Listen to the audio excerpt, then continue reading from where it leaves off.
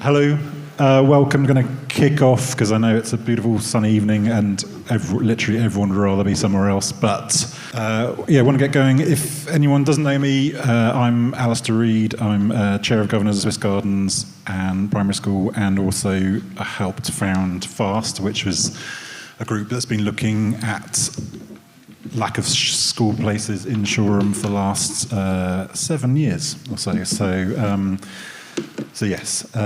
So this is the map of doom that you might be aware of. So basically, what this map is, just to be really clear, is the outer circles is the location of the furthest away pupils who got into each of the schools, Shoreham Academy and Woodard, last year. So you can see where we are right now in the middle is the vortex of doom, which unfortunately we're all in. But that's the significance of that. Without a sibling. What's that? Without a sibling. Without a sibling, yeah. If you had a sibling, it would help. So I just want to introduce everyone who's here. So obviously, some of you may come to the meeting. Sorry, you can use the mic as they're recording it. But some of you might have come to the meeting a couple months ago with the heads and lots of other Tim and various people involved. At that stage, we didn't have any representatives from West Sussex. But now we have all the representatives of West Sussex. So we literally have Paul Marshall, who is the leader of West Sussex Council. So, it's a massive organisation. It's a £1.86 billion budget organisation. So Paul is the political leader in charge. Got Lucy Butler, who is the head of Children's Services. So she looks after both children's kind of social services and also education. Paul Wagstaff, who is the Assistant Director of Education and Skills. Graham Olway, who is the Head of Organisational Planning. And Jackie Russell, who is the newly appointed Cabinet Member for Education. So there was another Cabinet Member of Education. He's gone. So we have new. But Jackie has actually been working with Lucy on children's services, very much focused on there for the last couple of years, and actually, by all accounts, done a lot of great work. So, we hope there's dream teams emerging along this table. So, and then we've got Kevin Boreham is here, so political representative. So he is your West Sussex County Councillor for this area. Tim Loughton, the MP. Sends his apologies. He's got a finance vote in the House of Commons tonight. And then you've got me, and then these absolute legends, Jade and Amy, who've got kids in Year 6 and who have been putting their lives on hold for the last 3 months, trying to get some of this stuff still sorted. So that's everyone. Thank you for coming. Actually, just a very quick check. I did this last time. So, can I check who's got kids at Swiss? Okay, St. Nick's, the Beach. Okay, and what are the other schools? Buckingham. Okay, all right. And Glebe? Any Glebes? No. Okay. So, what? Any Lancing? No. Okay, so you are the right people. You are the West Sussex crew. Just to be really clear from the top, none of the school places issue is about which school you go to, it's where you live. So just to be really clear up front, so there's no correlation. And also, who's got kids in Year 6? Okay. Year 5? Okay. Year 4? Year 3? Okay, and Year 2. Okay, all right. So I think the reality is that Year 6 parents have been at the forefront of this journey for the last few months, and I think they are going through appeals today. There were 70-odd appeals, so they are kind of where they are. I think, to be honest, a lot of the focus of this beyond transport and stuff tonight is on the future and Year 5s and 4s and what's going to happen in future years. But we'll do all we can. So these guys are just going to say a few words and just going to bring us up to date. Anyone? Who came to the last meeting? Okay, so 2/3 of you. So it's a third of you. Who didn't come to the last meeting? Okay, so some of you are starting from scratch. Okay, so we will do a very brief recap. This is mostly about West Sussex and what they've got to say to you. So we'll try and keep our bit to 10-15 minutes, and then they've got some information to share for you, and then the rest of it will be Q&A. So the meeting aims, what do we want to get out of tonight? First of all, we want to inform parents of the secondary school crisis in Ada. As Al has just checked with you all, it's important we bring everybody up to speed with where we're currently at with the secondary school provision. And although the council are keen for us to be looking forwards, we can only do that if we understand the past. Plus, we feel we would be doing our children and our community a disservice if we didn't reflect on how we got here. We also are pleased that we've been able to assemble the stakeholders here tonight to align.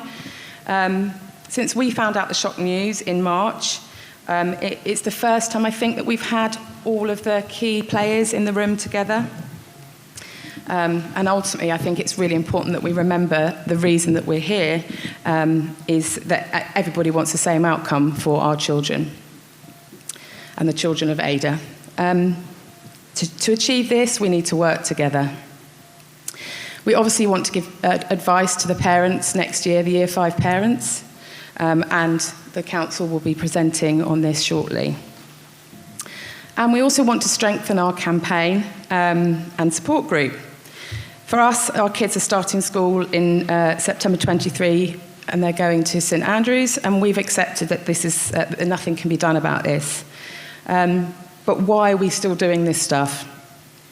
We want to make sure parents are informed. We want to make sure something gets done, and that's it. We want to make sure something gets done. No more broken promises. Strengthening our campaign and support group. We are recruiting. So any Year 5 parents, or indeed any parents who would like to join our campaign group, we would happily have you. And if Jade, Al and I, together with the rest of the campaign group, hadn't continued applying the pressure, then I don't think we would have achieved what we have managed to achieve so far today. So it's really important we continue to do that. So apologies if you see me every day, because I've probably spoken to you or WhatsApped to you about this every day for the past 3.5 months. But for the people who weren't here last time, we thought it might be helpful to have a quick recap of our issues with secondary school places. Very simply put, there are more children than there are places. All the primaries in Ada, there are 750 children each year, and the secondary schools have got 540 places. So you can easily see the problem there. To meet the needs of the community, Woodard have taken over PAN the past few years, and Shoreham Academy have done the same this year.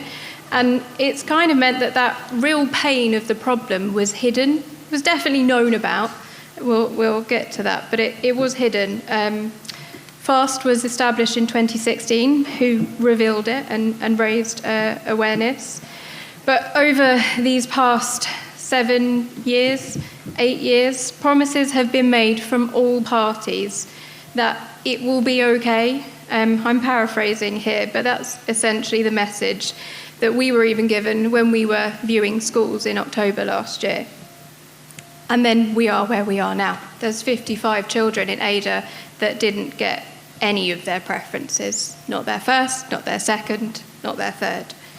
So a little more on those promises. Some of them were in person, but some of them were in a document that I know far too much about and have read too many times, that the council publish every year on their website. And I've taken a few clips from them over the years here just to show every year they have spoken about numbers increasing and that they're going to have to increase PAN and build an expansion. And PAN is the pupil admission number for a school. you have one per year. So year 7, there will be a PAN for Woodard, it's 240. For Shoreham Academy, it's 300. They also have a PAN for the overall school number for years 7 to 11, and then for their sixth form as well. I didn't know about the overall PAN last year, and that's where I made my mistake, because I thought I had done my homework before putting down my school preferences, and that we'd get a place at Woodard, which we didn't. So really, this is just to demonstrate, this is not just hearsay. This has been printed in documents that they are going to expand the schools by 2 classes, 60 places, even in 2022, when I was reading this document and applying for my child. And I'm not sure if I come to this later, but if you go and look at the document that is there for this year, it says the same thing again.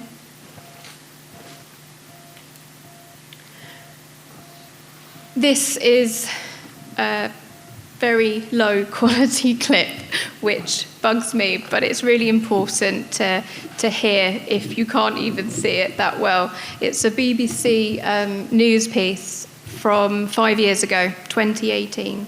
To discuss what campaigners claim is a looming shortfall in the number of secondary school places. Parents say rising pupil numbers in the Shoreham area haven't been catered for, and many more are needed in the next year. The County Council insists it has a plan. This from our reporter Bryony Leyland. This lot might not be thinking too hard about their future schooling, but for their parents it's a cause of real concern. They formed a campaign group to highlight what they say is growing pressure on secondary school places in Shoreham and beyond, a knock on its claim from the area's increasing popularity and an expansion of primary schools after a baby boom. Planning something like secondary schools needs a bit of longer term thinking. They don't take into account new builds, so there's now going to be 3,700 new houses in the local plan for just this area here at Ada. So that's equivalent to a 4-form entry school that's going to be needed within the next 10 years. Shoreham Academy, rated outstanding, is where many locals hope and expect to send their children at the age of 11. But campaigners reckon it will have at least 100 more potential pupils than places by next year. At tonight's meeting, parents shared concerns about what that will mean for children.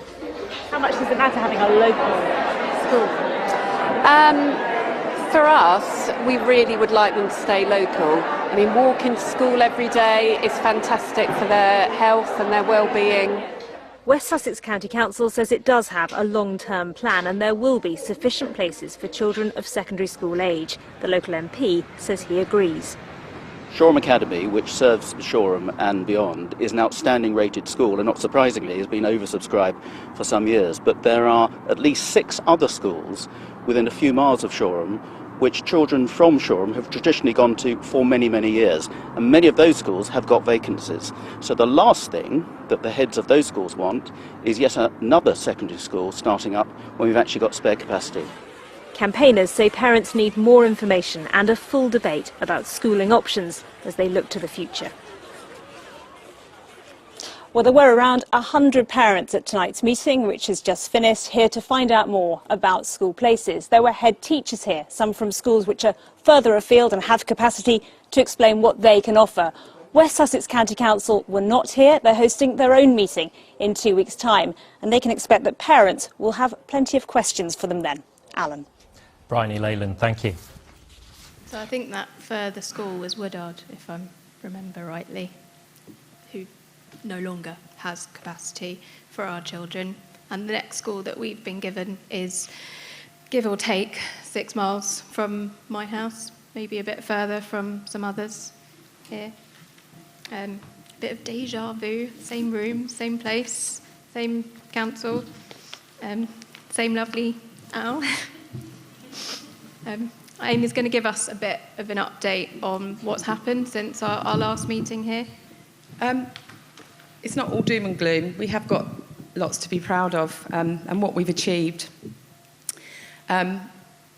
We set up a petition near the beginning, which has 2,435 signatures, perhaps a few more from tonight from people coming. And the petition is to give all children in Shoreham the opportunity to attend a secondary school in catchment. We organised a successful protest march. I know lots of you were there for that in May. And it was a really powerful thing to be able to march through the main road into Shoreham and let our message be heard, which we are going to play the video for now. You're watching South Today.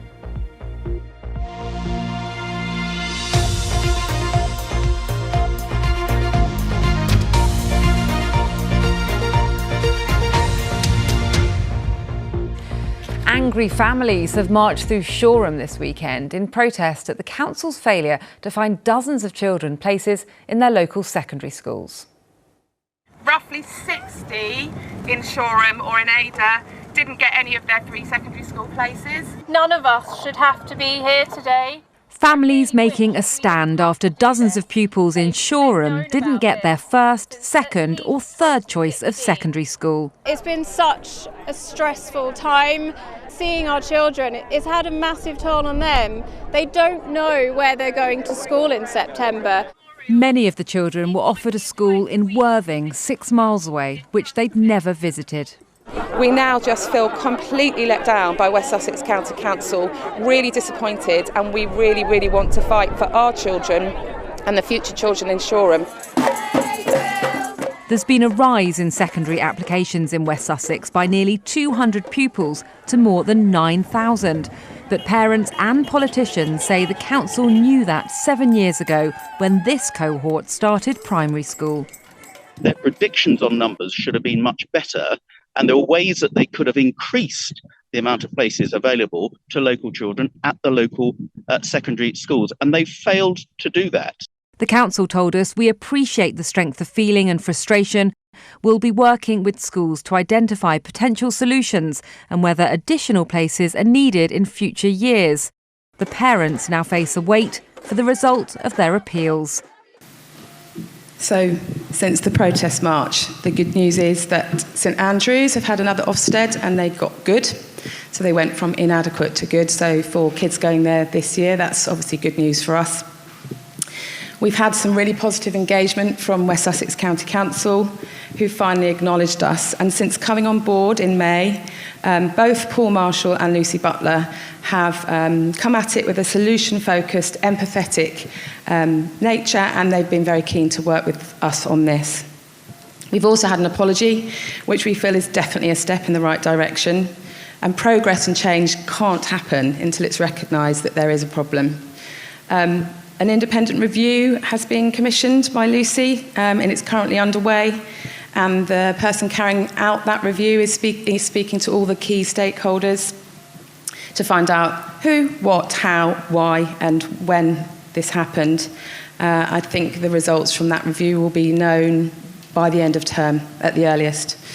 There's lots we can be proud of that we've achieved collectively, but in real terms, nothing has changed for the Adur kids getting a chance to go to their local school, sadly.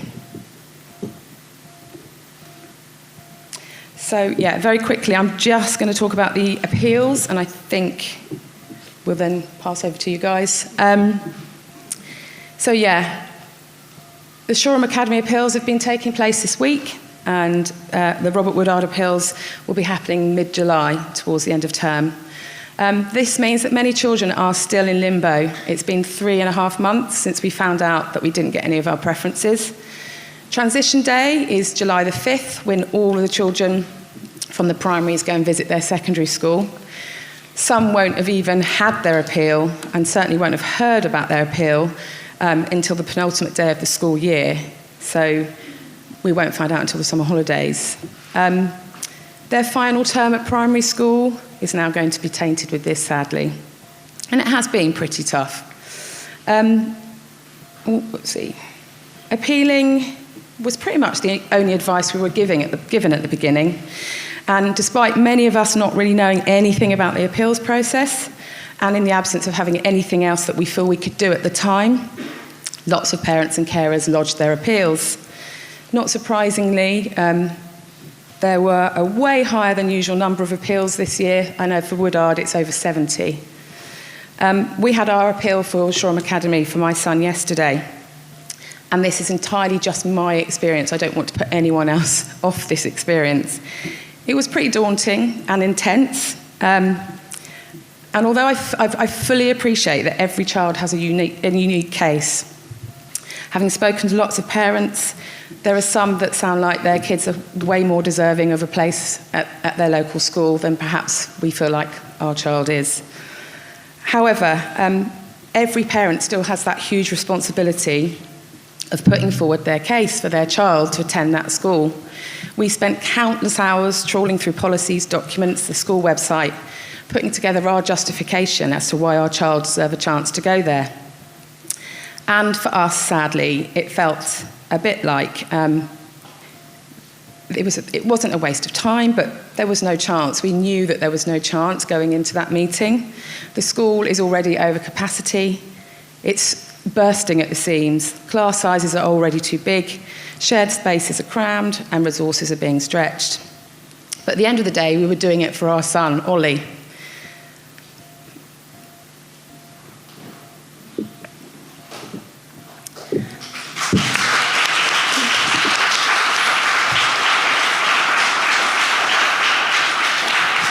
The last thing he said to me before he went to school yesterday morning was, "Good luck with the appeal, Mum."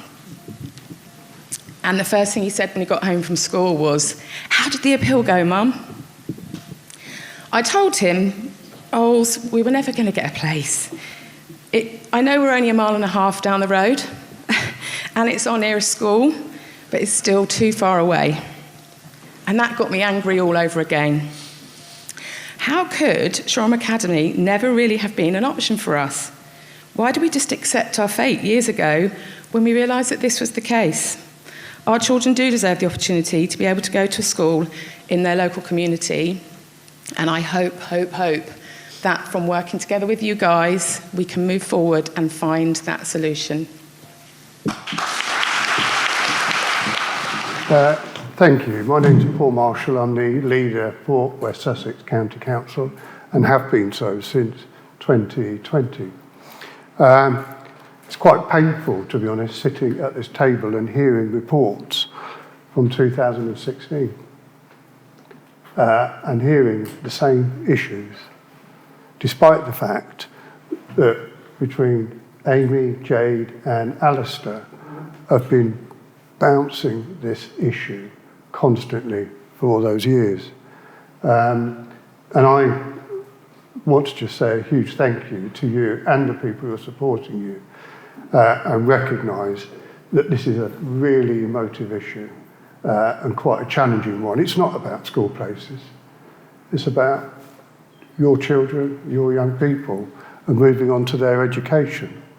And it becomes even more critical when we consider we've just gone through the COVID of a 2-year lockdown, displaced education, displaced settings, and all of that has added more stress and anxiety, and particularly for the young people and children who deserve a good education and a local education.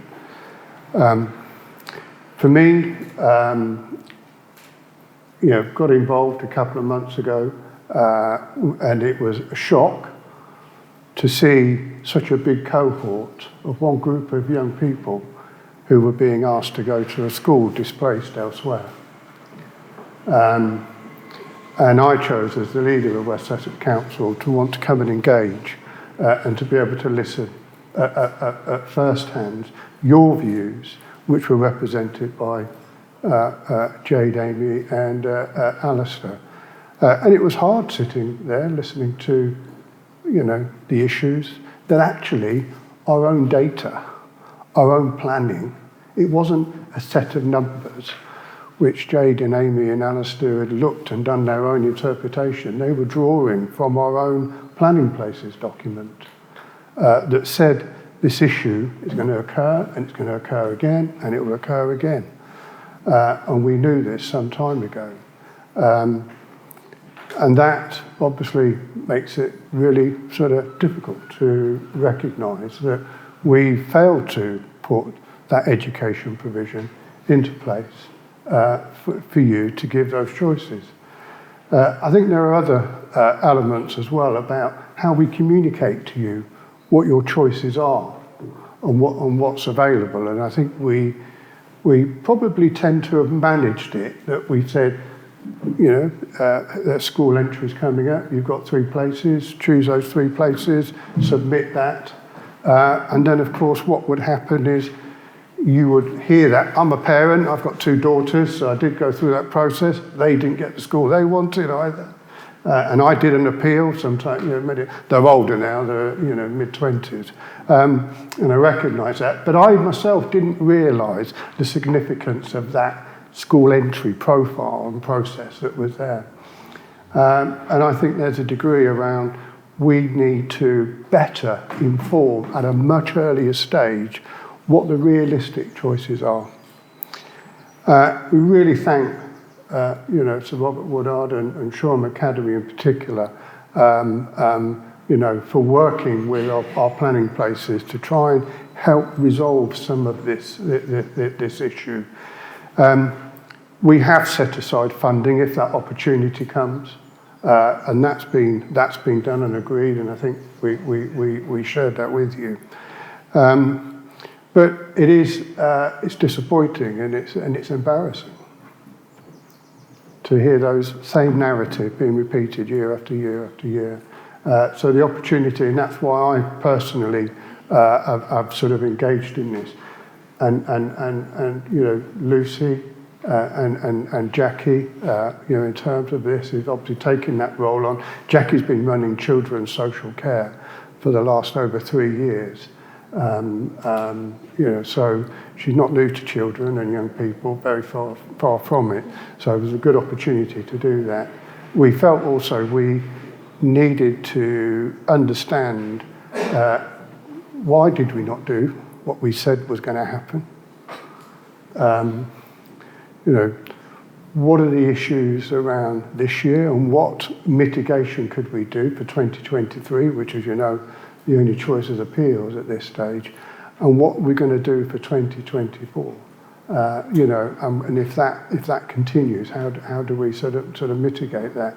So the realistic is we are going to be upfront and honest, and sometimes that conversation may not be very pleasing to hear. But I think part of our failure is that we haven't informed you of the reality of the challenge out there. That challenge has become more difficult now because as a county council we cannot build new schools. Any new schools are either an academy or a free school, and that's agreed directly with sort of government, DFE. So that puts a challenge. When we get demand higher than what's available with a maintained school, we can work with that school to put what you call a bulge class in. We can do that where that's there, but with the academies, they're responsible for their own submissions, and quite rightly, they themselves want to protect their integrity of teaching and don't want to be exposed to having more students in probably what is a really cramped space. But that just makes the conversation a little bit more challenging. It's our issue, not yours. It's our issue. And then you've seen the Ofsted ratings that come, which is there. An Ofsted inspection can go in and very quickly they can give it a very negative rating, and it creates a tsunami away from these schools. These are some of the dynamics that are going to make it a little bit tougher to us to find the solutions. But the commitment here is we will be honest, we'll be upfront, and we'll do that through Jade and Amy and sort of Alastair to have a look at that. We'll work with the local primary schools to do that. And I know Graham and Paul have been working behind the scenes having those discussions. So we'll give a bit of an overview of that, and then we'll spend time, more importantly, on the question and answers. But thank you, and I'll hand you over to Lucy. So thank you very much, everybody. And my name's Lucy Butler, and I'm the Director of Children's Services. And I also have been in post since 2020. But I just want to say 3 things, and Paul's covered a lot, but I just want to say something about the past, something about the present, and something about the future. So in terms of the past, I think Amy said it's really important to recognise the past, and I absolutely agree with her and agree with Paul's sentiments that we are really sorry that we're in the situation that we're in. And I know that doesn't make it easier for you, but I think it's really important that we say that and you hear that. And secondly, I think that admissions is really complicated. It's far more complicated than any of us think. And I really, really wanted to understand why we got here, what was said when and what happened when, and so that we can learn for the future. And that's why I've asked a man called David Groves, who's very, very clever in this field, he understands it really well, to go and speak to key stakeholders. So we're absolutely crystal clear how we got here, and we can also take some learning, so that we don't get here again. So I think that's acknowledgement of the past, and I think that's really important. And I felt how important that was when I first started working with you all. So that's the first thing I want to say. The second thing I want to say is about the present. So one of the things that I know was really difficult for parents this year was finding out in March the situation and the shock of that and not being prepared for that. So very much this evening is about us kind of explaining where we are. So we've got presentation and advising parents just exactly what the situation is and exactly some advice really what you should be thinking of. And that's, that's not going to make things better for people, but at least you will be knowledgeable and you will understand what the situation is. And I think that's really important. So that's what we'll be doing this evening. We have been thinking about the future. Of course, we've been thinking about the future, but we haven't got easy solutions. So one of the things that Paul alluded to was the fact that we did put money aside for a temporary or permanent build. It's very, very difficult for us to achieve that. And I know the heads are here and they can dispute with me if I get this wrong, but we have spoken to the heads and it's really difficult for them to expand their schools because of infrastructure and safeguarding issues. So we are limited with what we can do in the future, and we are... and that situation is likely to carry on for the next 5 to 6 years, just to be really open and honest with you. Now, that's not to say that we're not open to still working together and still thinking through solutions, but I can't stand here and say that we've got a simple solution tonight, because we haven't, and that would be wrong of me and it would be wrong of me to say that we have. And one of the things, a couple of people have said to me tonight, actually, that they have been really impressed by David Groves and some of the questions that he's asking. And so I'd be very, willing to work further with him to explore options. But I just want to be really open and honest this evening. I haven't got any options right here, right now. And I just wanted to let you know that. But I am very willing to explore options.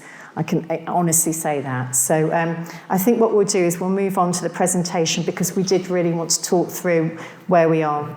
Just before we start, I think for the avoidance of doubt, I know some parents thought this was a year 6 bulge issue, like just this year. It's not. That should become crystal clear to you by now.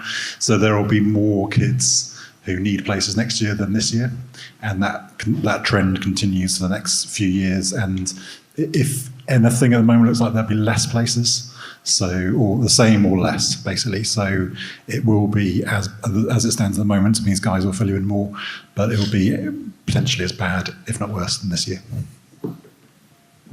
Thank you very much, Alastair. Paul Wagstaff, Assistant Director Education. What I just wanted to introduce, Graham's going to go through a short slide pack. And I think what we're trying to do is actually explain how we've got to this position, what's happening at the moment, but also picking up on what Lucy and other people have said about making sure that you have information and we get the communication through so that people understand what the options are for this next year, what it's looking like, and how best to utilise the next few months to be able to find a solution, or what the options are for your own children, particularly as you're looking for admissions for 2024. I have to say as as we start, a real thank you to the head teachers who are here today, in particular our secondary heads, who across Shoreham and also across the whole of the South Coast have worked very hard over the last few years to find and take on additional places. I know that everybody, certainly both Jim and Kieran from the two schools in Shoreham, are desperate to try and meet the needs of the local community wherever they can. But as was rightly expressed, sometimes it's quite difficult to do that, to ensure that safeguarding and there's health and safety when you have schools that are absolutely full to bursting. And it's not always easy to start putting on additional single classrooms because of the added pressure that puts on corridor spaces and other parts of the school. So there's only so much that schools can take on. But I really appreciate both Kieran and Jim being here this evening. We have been working with both of them alongside head teachers across the South Coast, including Worthing and Lancing, to try and find solutions. So I'm going to pass over to Graham and he'll go through a short slide deck and then obviously we'll be open to take questions afterwards. Thank you. Thank you, everyone. So just to introduce myself again, Graham Olway, I'm the Head of Service for Organisation and Planning, and what that means in very simple terms is I lead the teams that deal with school place planning and also admissions. So very relevant to the conversation we've got tonight. In terms of the background, we're going to follow that same sort of format to go through really how have we come to this. And really, I think it's worth just stressing a little bit around the background to this meeting. As we've heard, because of the challenge and the reality that a number of families in the area were unable to gain one of their three preferences, we've been having conversations with Jade, Amy and Alastair. And I'd like to pay my own personal tribute to them because they haven't made it easy for us. They haven't made it easy for me. I think one of the initial challenges I had from Jade, I think it was, is I wasn't empathetic. Now, that hit home because we are empathetic. We realise we've got a situation here. We realise we've got some challenges and we are trying to find some solutions. And one of the challenges they gave to us is people didn't really understand what the problem was going to be. They didn't necessarily have the information to be able to prepare for their application. And if anything is going to be improved going forward, it's making sure parents have the best possible understanding of this challenge. You've heard pretty much all of my colleagues talking about this isn't going to be easy to solve, but what we want to be able to do is to be able to ensure that you go away from here and other people as well, if they other parents that are looking for application for September 24 and for future years are more informed about what the issue is going to be. So we have been listening. We hope some of what we're going to give in a moment is going to be able to start to make parents think a little bit about what their options are, because it is an important decision that you make as to which schools that you express a preference for. I should just say also one point that comes up quite often. Sometimes people do refer to the word choice. There is no choice. It is preference, and you can express a preference, but we'll explain a little bit about that as we go through. So, post-2016, a number of my colleagues haven't been here for many, many years. I have been here for a number of years and remember some of those discussions very well when we looked at the age of transfer changes across this particular area. And the approach that the county had when there were meetings going on in this very building talking about challenges and trying to get children into Shoreham Academy was, at the time, our approach was that Sir Robert Woodard had lots of empty spaces. Parents didn't want to go to other schools, they wanted to go to Shoreham Academy.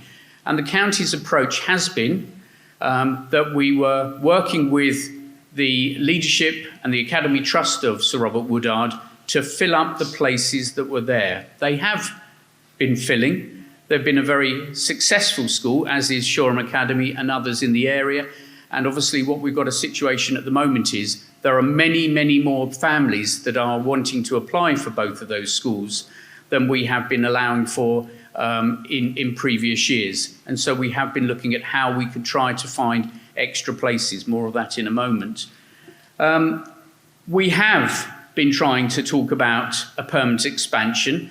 And as we've heard, there are challenges about adding extra accommodation to Sir Robert Woodard Academy. We hope, and as we'll come to further on in the slides, we hope those conversations will continue and there may be an opportunity we can find. But I don't want to give you false hope that that will be possible, because at the moment that decision hasn't been able to be made to offer extra. But when we had early indications in the autumn of 2022 that the pressure was going to be there for September 23, we met with heads across the area, and I'm personally very grateful to both Shoreham Academy particularly, where they were able to offer a further 30 places, and also Sir Robert Woodard and other schools going further west that were able to offer 5 extra places that helped more families get a school place. But there are obviously some 50 families that were unable to get one of their first, second or third preferences. We do look at the trends, and those documents, they come from within my team, so I'm not dodging that one. They come from within there. We're looking at how we plan. We base our planning around trends and around what numbers of children are in a particular area to try to show predict the future of what the likely numbers are going to be. We're also aware that in the past, certainly, there have been some 90 children that would typically go to other schools elsewhere. There may be some that go across into Brighton and Hove, but there are also some that go into Worthing for faith reasons or single-sex reasons, and that has been a trend that we have factored in to our provision. Several people have talked about, Lucy particularly and Paul Marshall, about the apology, and we have made that apology because we don't want to get it wrong. We recognise how difficult it is when you're looking at trying to find a secondary school for your children, and we have issued that apology, and it is very much meant, it isn't just a hollow apology, it's a commitment to saying we haven't got it right, but we're going to be working to try and find a better solution going forward. I talked about the some 50 children that are in there. Whether it is one child or 50 children, it's a challenge that we've got to try and find a solution for. And we've particularly focused on those 3 postcode areas where the 50 families that were unable to get one of their first, second or third preferences come from that area. The famous, I think Alastair referred to it as the vortex of doom. I think I'd refer to it as the gap. But those locations, because of how the admissions process works and distance from school, meant that because of the number of children that have applied, those families weren't able to get one of their first, second or third preferences. So the County Council will always commit to providing a school place. And we provided that school place at St Andrew's High School in Worthing. Transport has been mentioned. Again, both Amy, Jade and Alastair have been in discussion with us about transport provision. And what we've said is St Andrew's High School is having conversations supported by the County Council looking at how a bus provision can be made between this area and St Andrews. A final decision won't be taken on that until after the outcome of the independent appeals, but that isn't late.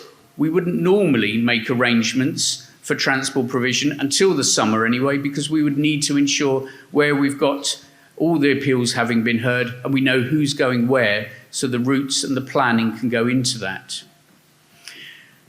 I was particularly struck, I think, in terms of Amy's point about the appeal process. And having sat in appeals myself and seen it from both sides, it is quite challenging.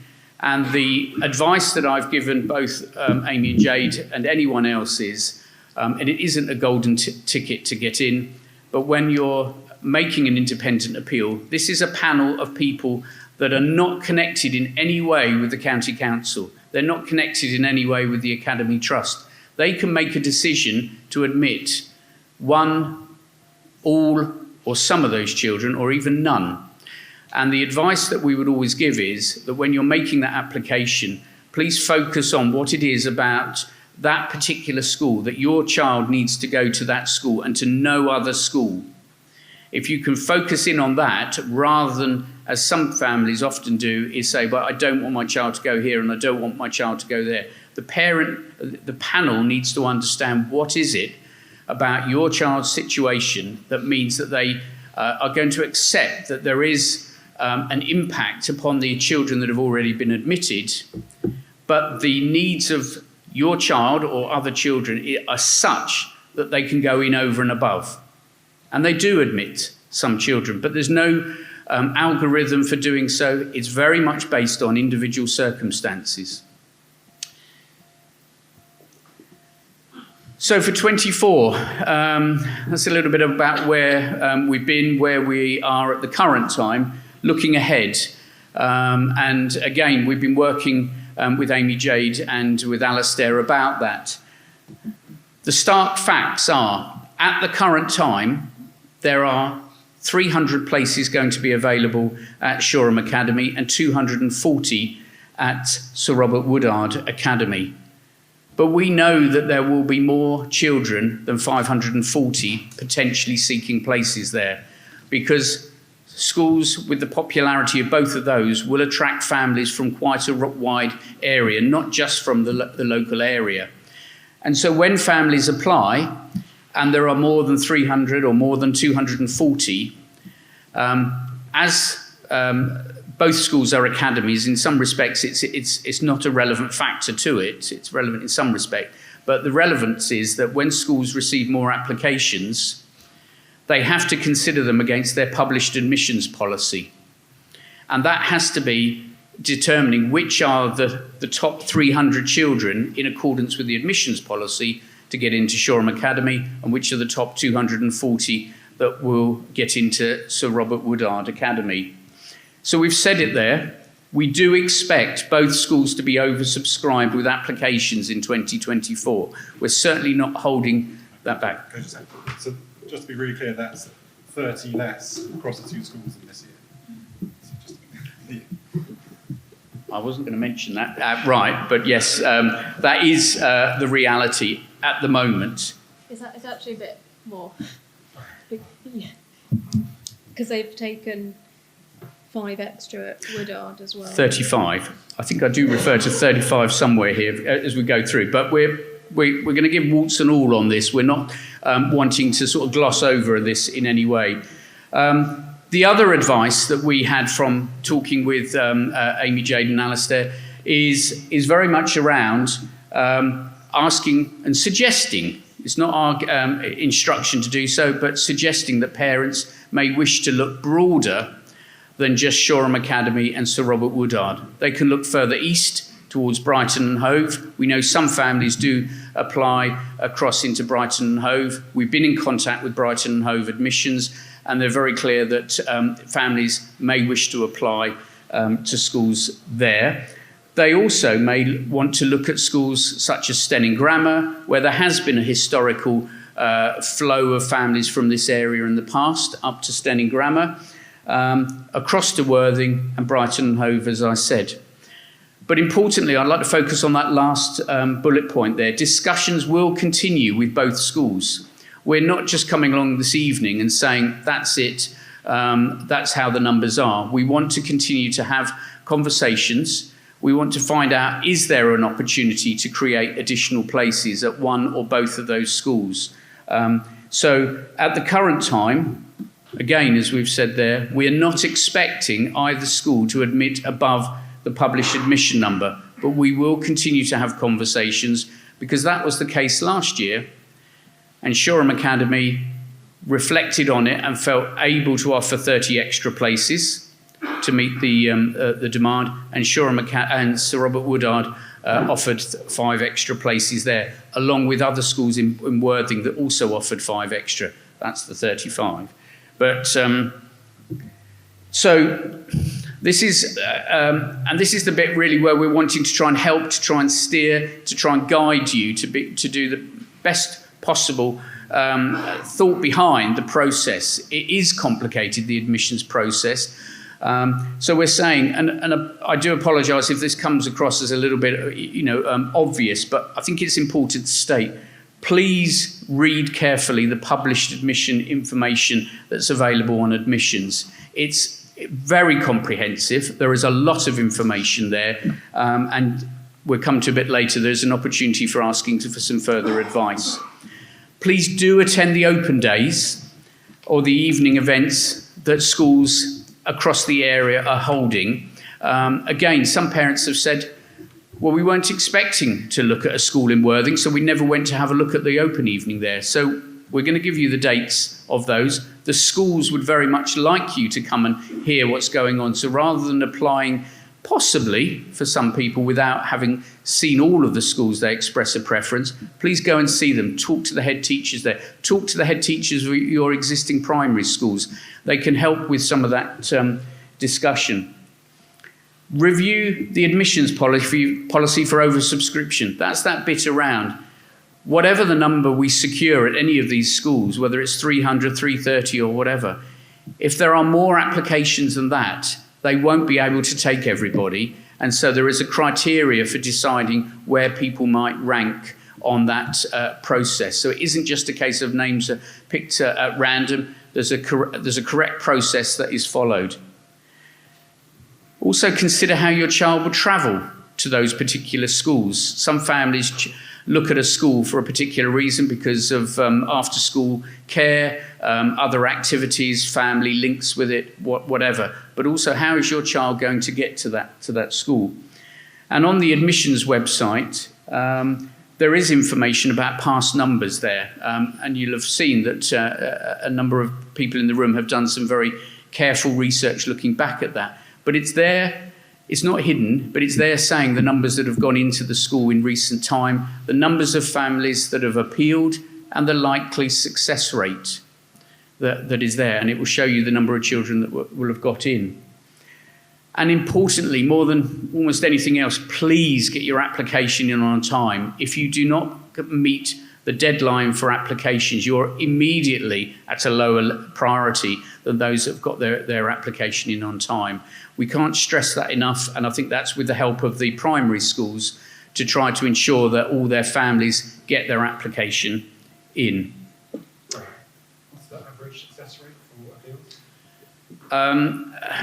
The BBC published some information on this from a national survey, so not West Sussex, and said it's probably around about 20% of applications for appeal nationally would get in. I would suggest to you that's quite generous. I think it's often quite small numbers. There have been some in West Sussex where it's got into double figures, but generally it's quite low numbers because the Independent Appeal Panel have training and guidance on the appeal process, and that is very much around if they establish that the school has filled to its admission number, anybody they admit over and above that has to be very exceptional circumstances. So I would not want to give any hope that there is a very high chance of success at appeal. It's not that 90% of families are successful. It's quite small numbers of families that are successful. So all the more reason to apply. Well, we'll come to this in a moment. There can be no guarantee of admission to any school.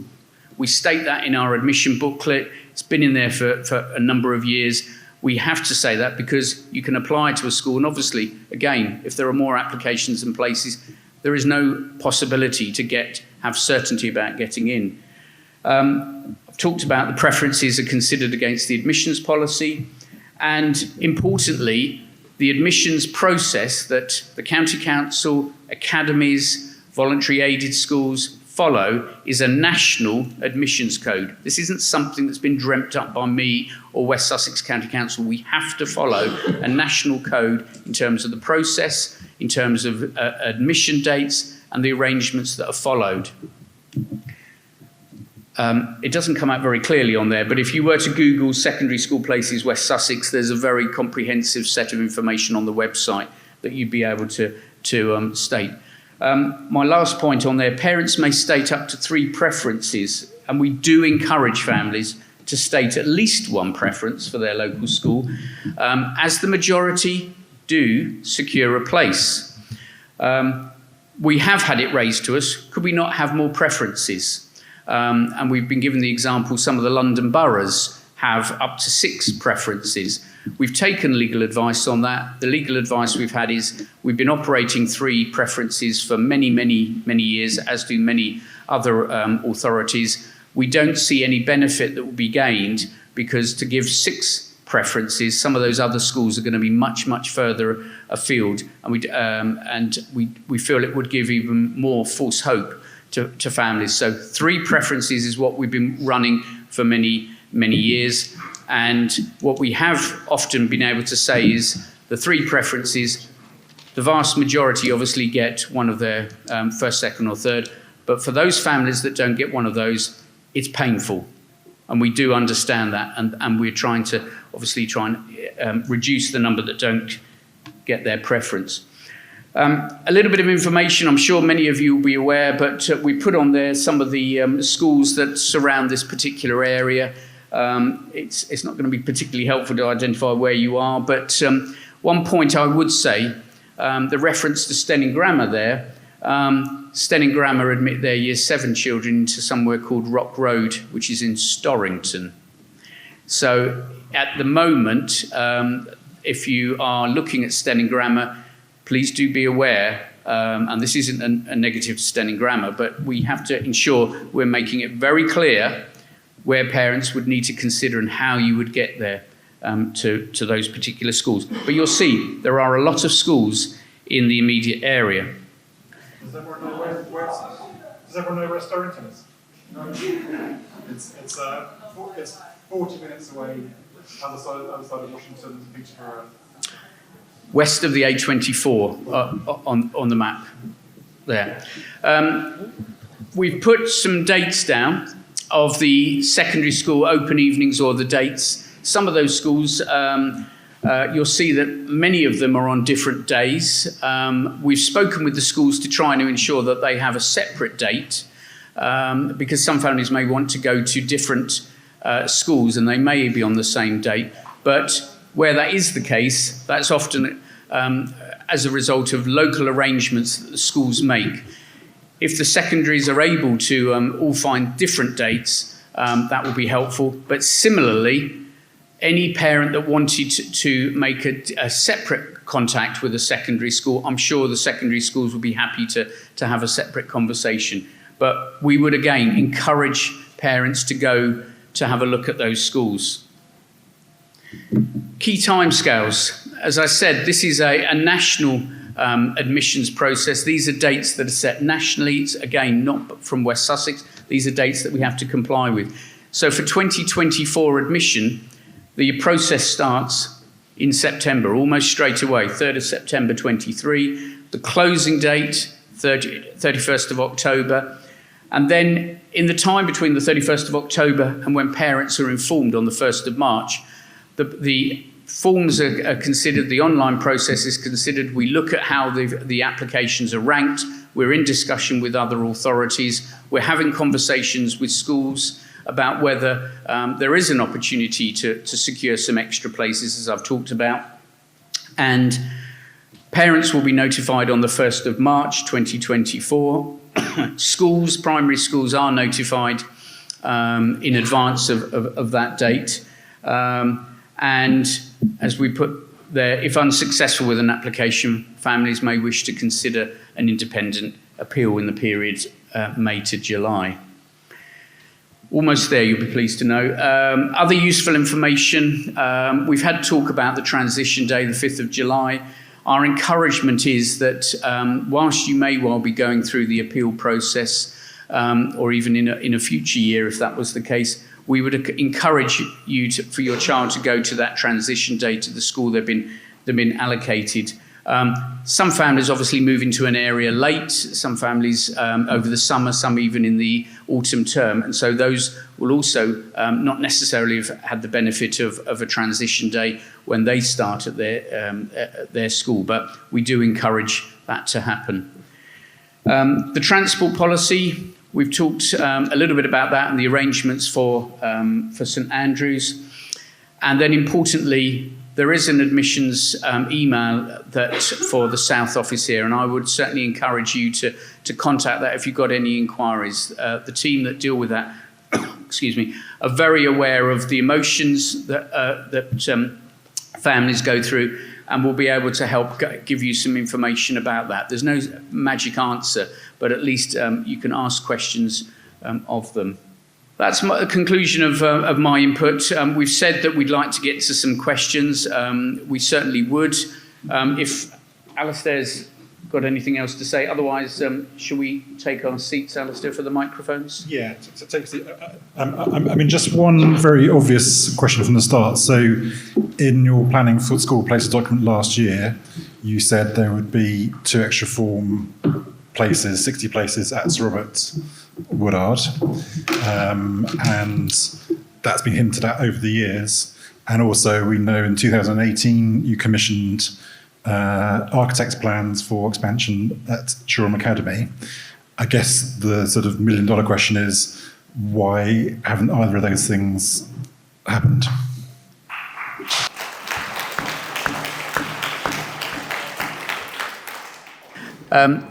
In terms of the 60 extra places, yes, that was very much the ambitions, Alastair, that the county recognised that we felt we needed 60 extra places at Sir Robert Woodard Academy.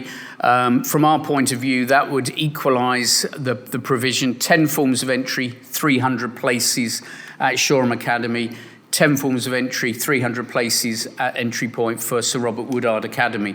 We have not been able to get that agreement. We've heard a little bit about some of the concerns and how they haven't yet been answered about what the impact of any expansion works would have on the school, Sir Robert Woodard. We remain hopeful that we can continue to have those conversations about it, but the reality is we've not been able to secure that approval to 60 extra places for September 23 entry or September 24 at the moment, Alastair.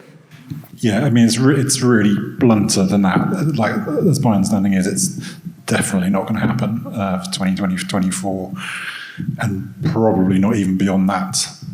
Correct?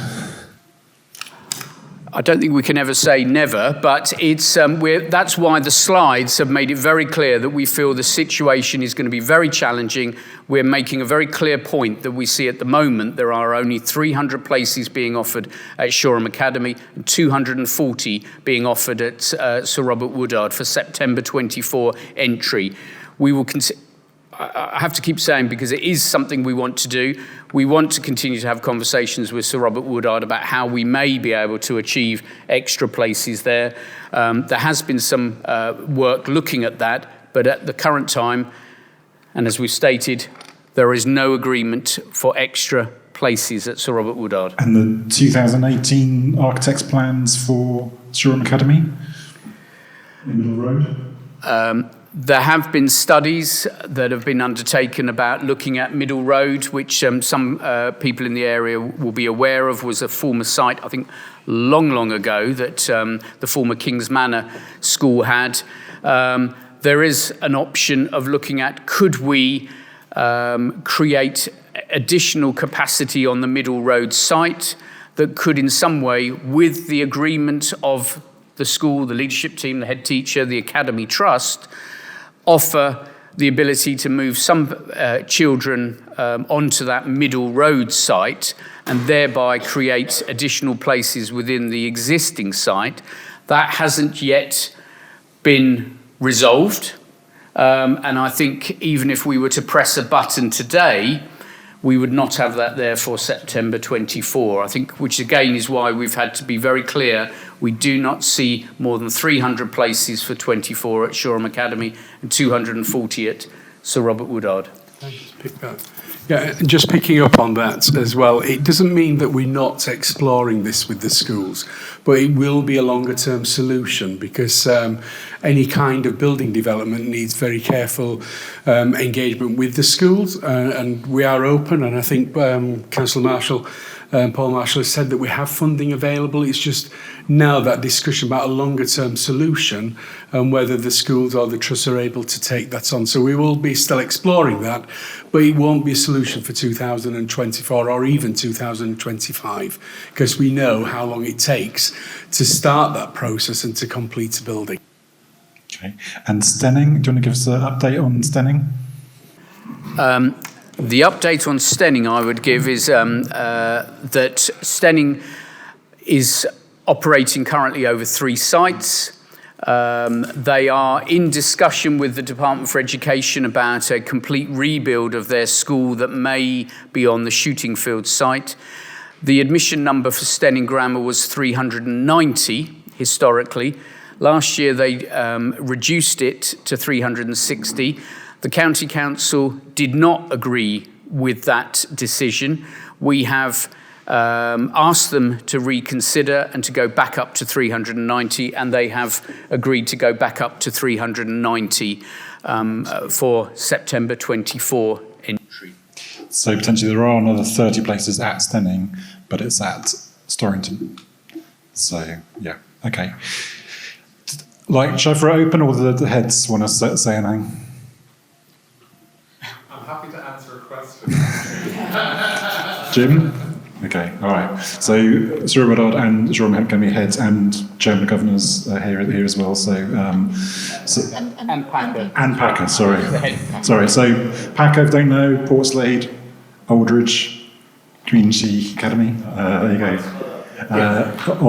It's on the sort of west side of Portslade. Yeah, Brighton. Yeah. So, but it does have places, correct? We've got a couple of places for this year. Okay, all right. Okay, over to you guys. I'm intrigued as to whether all these predictions take into account the expansion in population that we're having in Shoreham, given we've got 600 houses being built on New Monk's Farm that are due to come to life in the next few years, and all of the flats that are being built in Shoreham as well. I anticipate the problem's going to get even worse, and there's no discussion about an additional school in the area, which, in all honesty, seems absolutely baffling. This is becoming a bigger and bigger problem.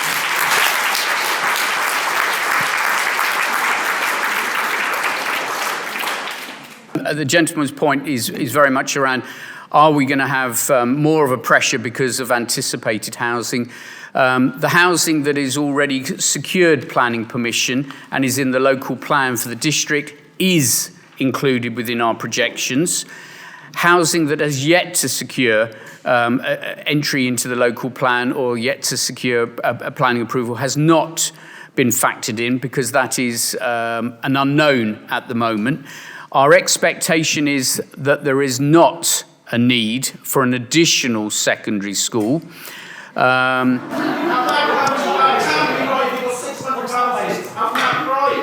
600 houses. We work on the basis of 1,000 houses generates one form of entry, which is 30 children. 30 children per year of entry.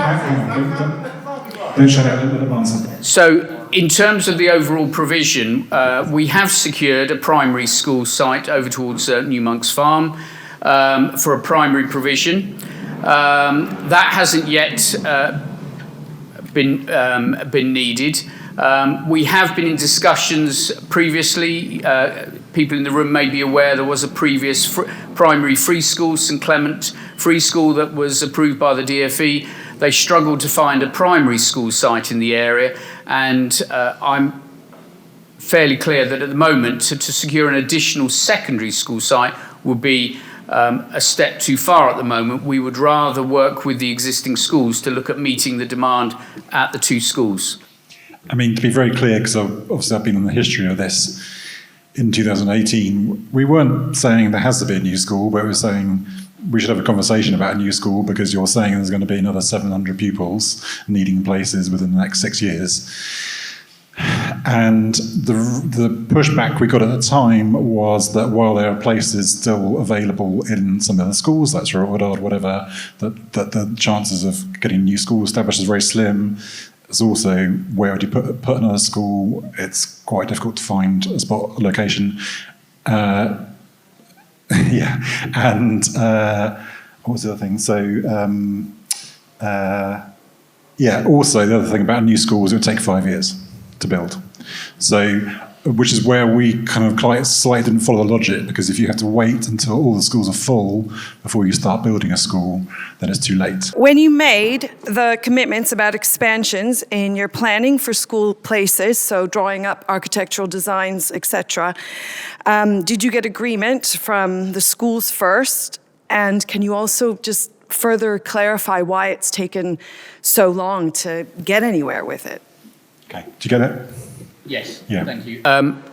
In terms of the discussions, both of the schools we're talking with, Sir Robert Woodard Academy and Shoreham Academy, are academies. They are the admissions authority. We have to get their agreement to the expansion for any extra places. It isn't something that the county can give, so we have to work with them. We've not been able, as we've said, to achieve that currently. Planning school places, it does take a long time. Sorry, could I just say, because there are freedom of information documents that show that this, particularly Sir Robert Woodard, has been chasing the council for meetings or for answers about the progress of the expansion. I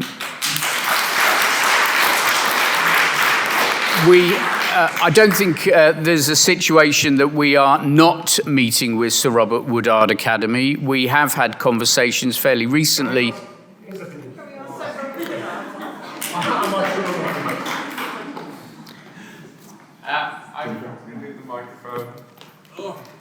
Sorry.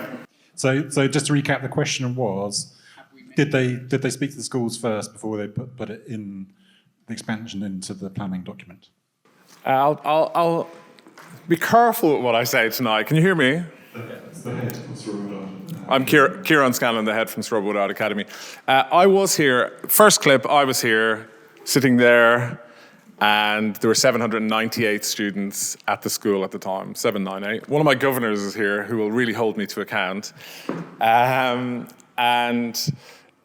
Same discussion, exactly the same. Alastair had the numbers. It was, we're heading into big trouble. And this conversation, to be fair, I really shouldn't say this because I don't want to enter into like a conflict situation. But if you think about the numbers, this has been part of the problem.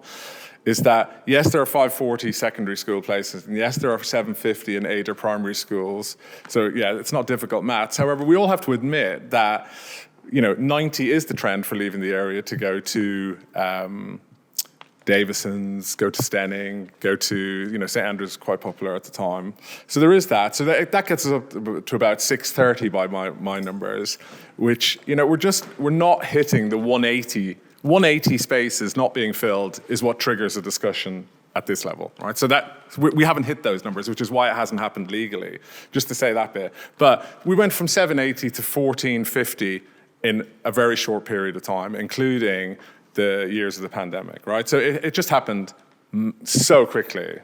And we hired 60 teachers over that time. We worked really hard. We pay £120,000 a year to subsidise the bus to make it a nice experience for everybody. And we had lots of problems with the bus. And there was problems all the way to kind of make this go smoothly. And I think parents that are at the school generally would tell you that we've done a reasonable job of that. It hasn't been crazy. It's been a pretty good experience for me and for the students, I hope.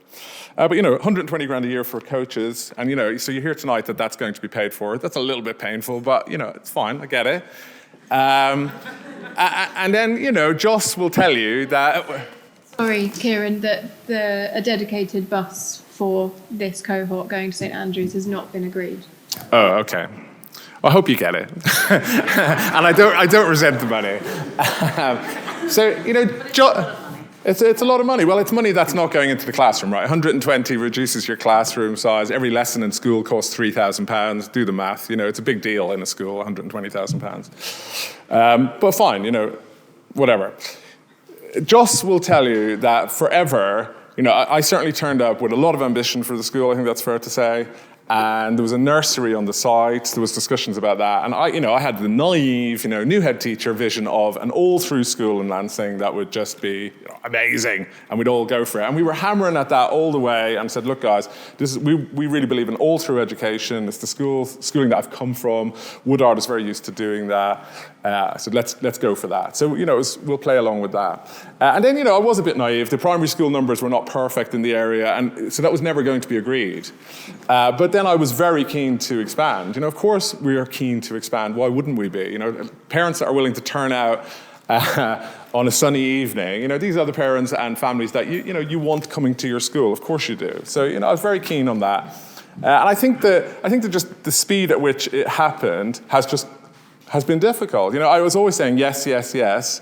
But, to tell you the truth, even the porta cabins that have been put on site, we still haven't kind of been able to sign off on those to an extent that, that's that bit done. And that's the temporary classrooms. I was preparing to hire tents the year that we were expecting the temporary. We were in, detailed discussions about we're going to have to put some yurts on the playground to deal with the over-air play.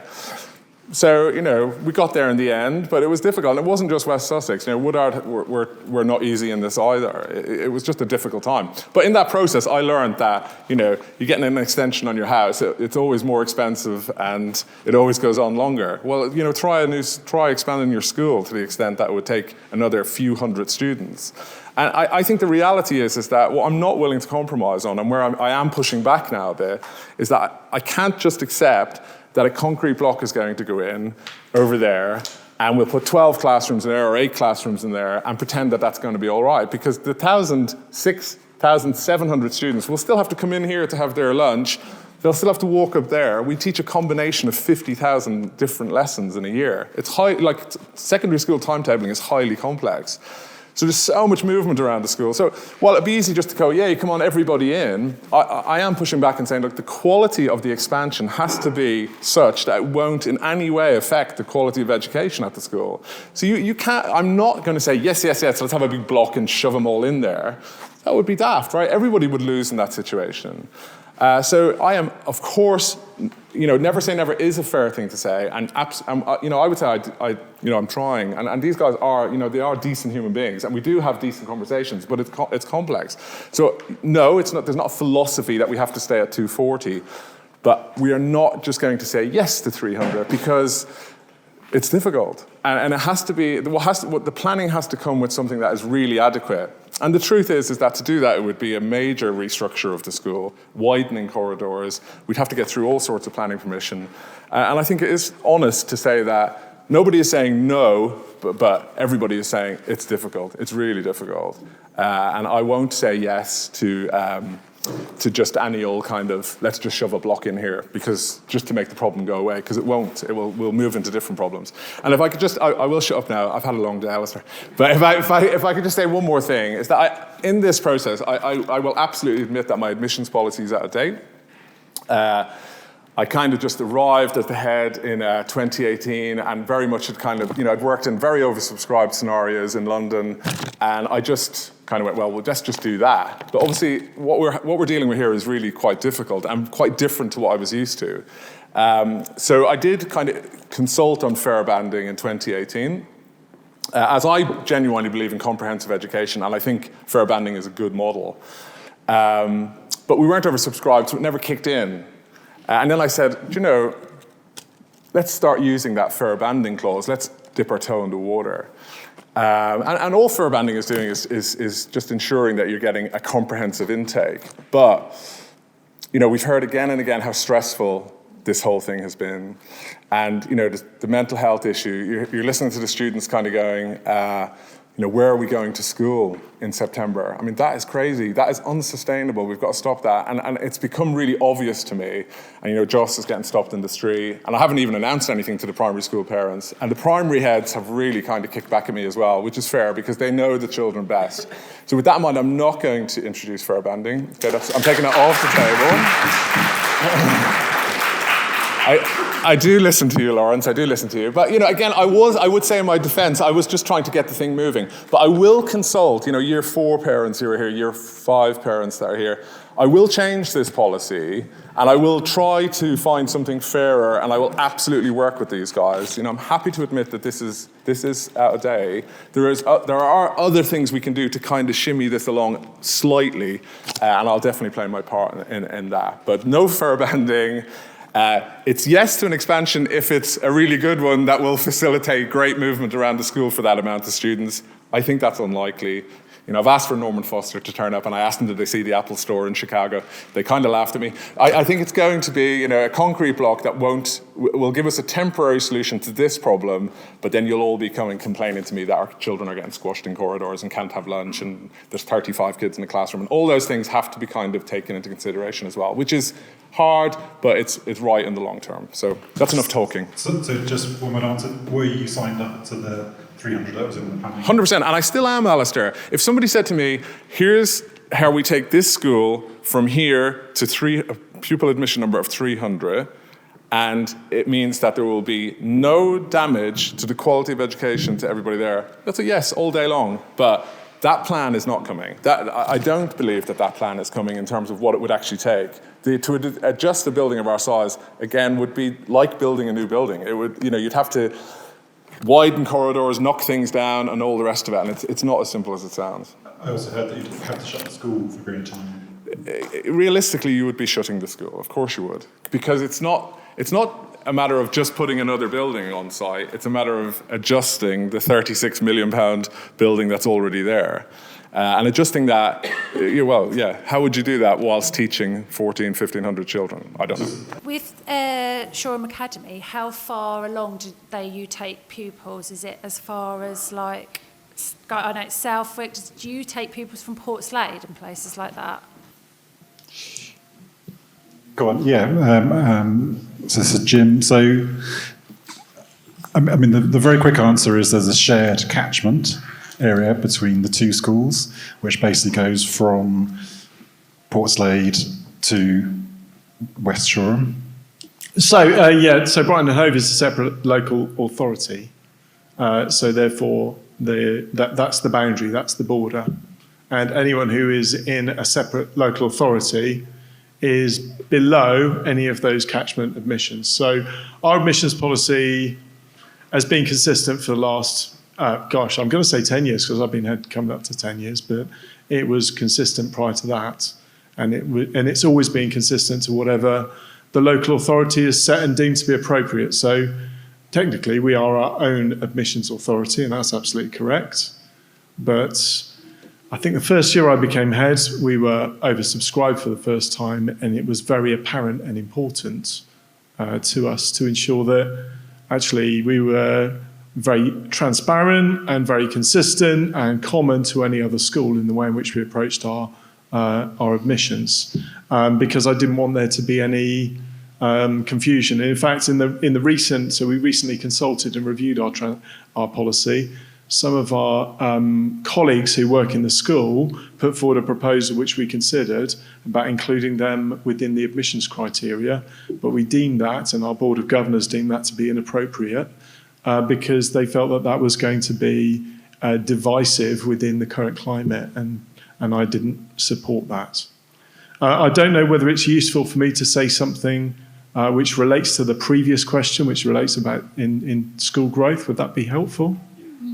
Okay, so there was a reference point to school growth plans dating back to 2018, and myself and Graham, and to be fair, these conversations have continued. Back in 2018, we had a conversation about growth around the way in which we were willing to consider the utilisation of the Middle Road site for a growth plan, and at that point in time, the consideration was put in around whether that could potentially be a sixth form space or whether or not it could be a lower school site for years 7 and 8, which would then allow for additional forms of entry.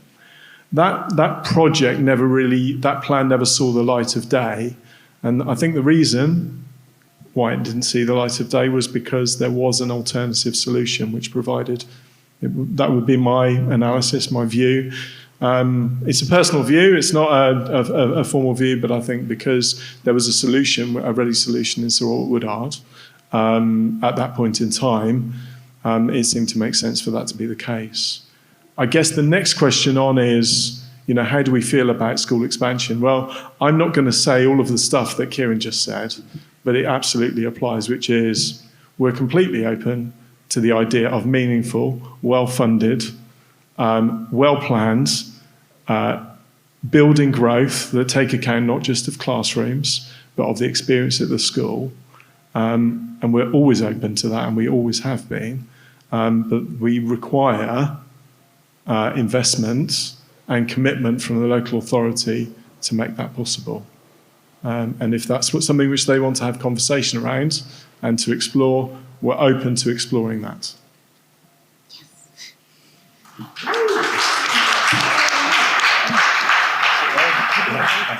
Thanks, Jim. And there is a slight pattern you might notice here, which is that while there are places available in other schools, the argument is not to expand the current schools, but when those other schools are full, then we're told it's not going to be, we can't have a new space for 2 years, at least two to 3 years. So it doesn't, for my money, it doesn't really stack up as a strategy. But anyway, go on.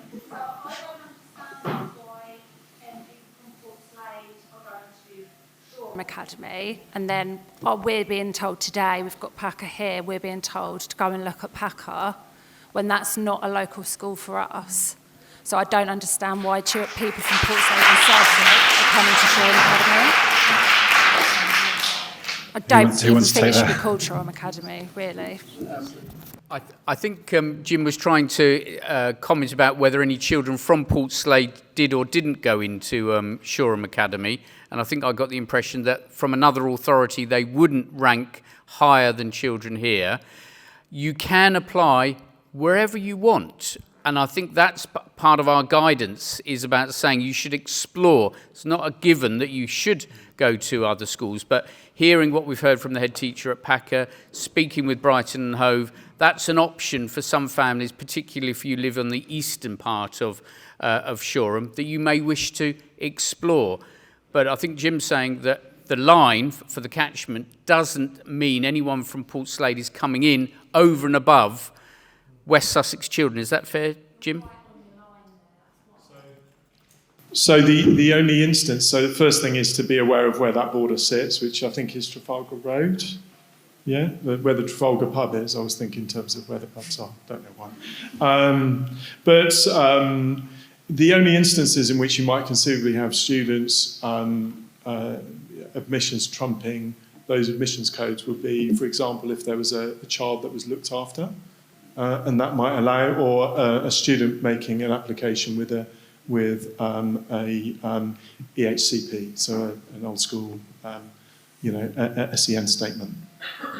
So I'm not aware of any other people who have trumped, because the admission code is applied very, very scrupulous. It genuinely is applied incredibly scrupulously by the admissions authority. And it can be that. And it can literally be that. And it is based and driven by that postcode, as far as I'm aware. You guys Graham will tell you more detail on the specifics, but that's my understanding. I'd like to hear the council's response to what the two head teachers have said. They've both said that they're willing to expand their schools. There's a potential site on Middle Road for Shoreham Academy to expand into. You're saying that you've got the money to expand, but when there was an option for them to be shoved into another school, that was taken rather than advancing a new development at the same time. So obviously there's a short-term solution to finding places for the kids this year, but once Monk's Farm is online, there's going to be a lot more than 50 children that are going to be in that catchment area, and there's a site available that Shoreham Academy are saying they're willing to look at as long as it's well planned. So what's your response to that if you have the money for it?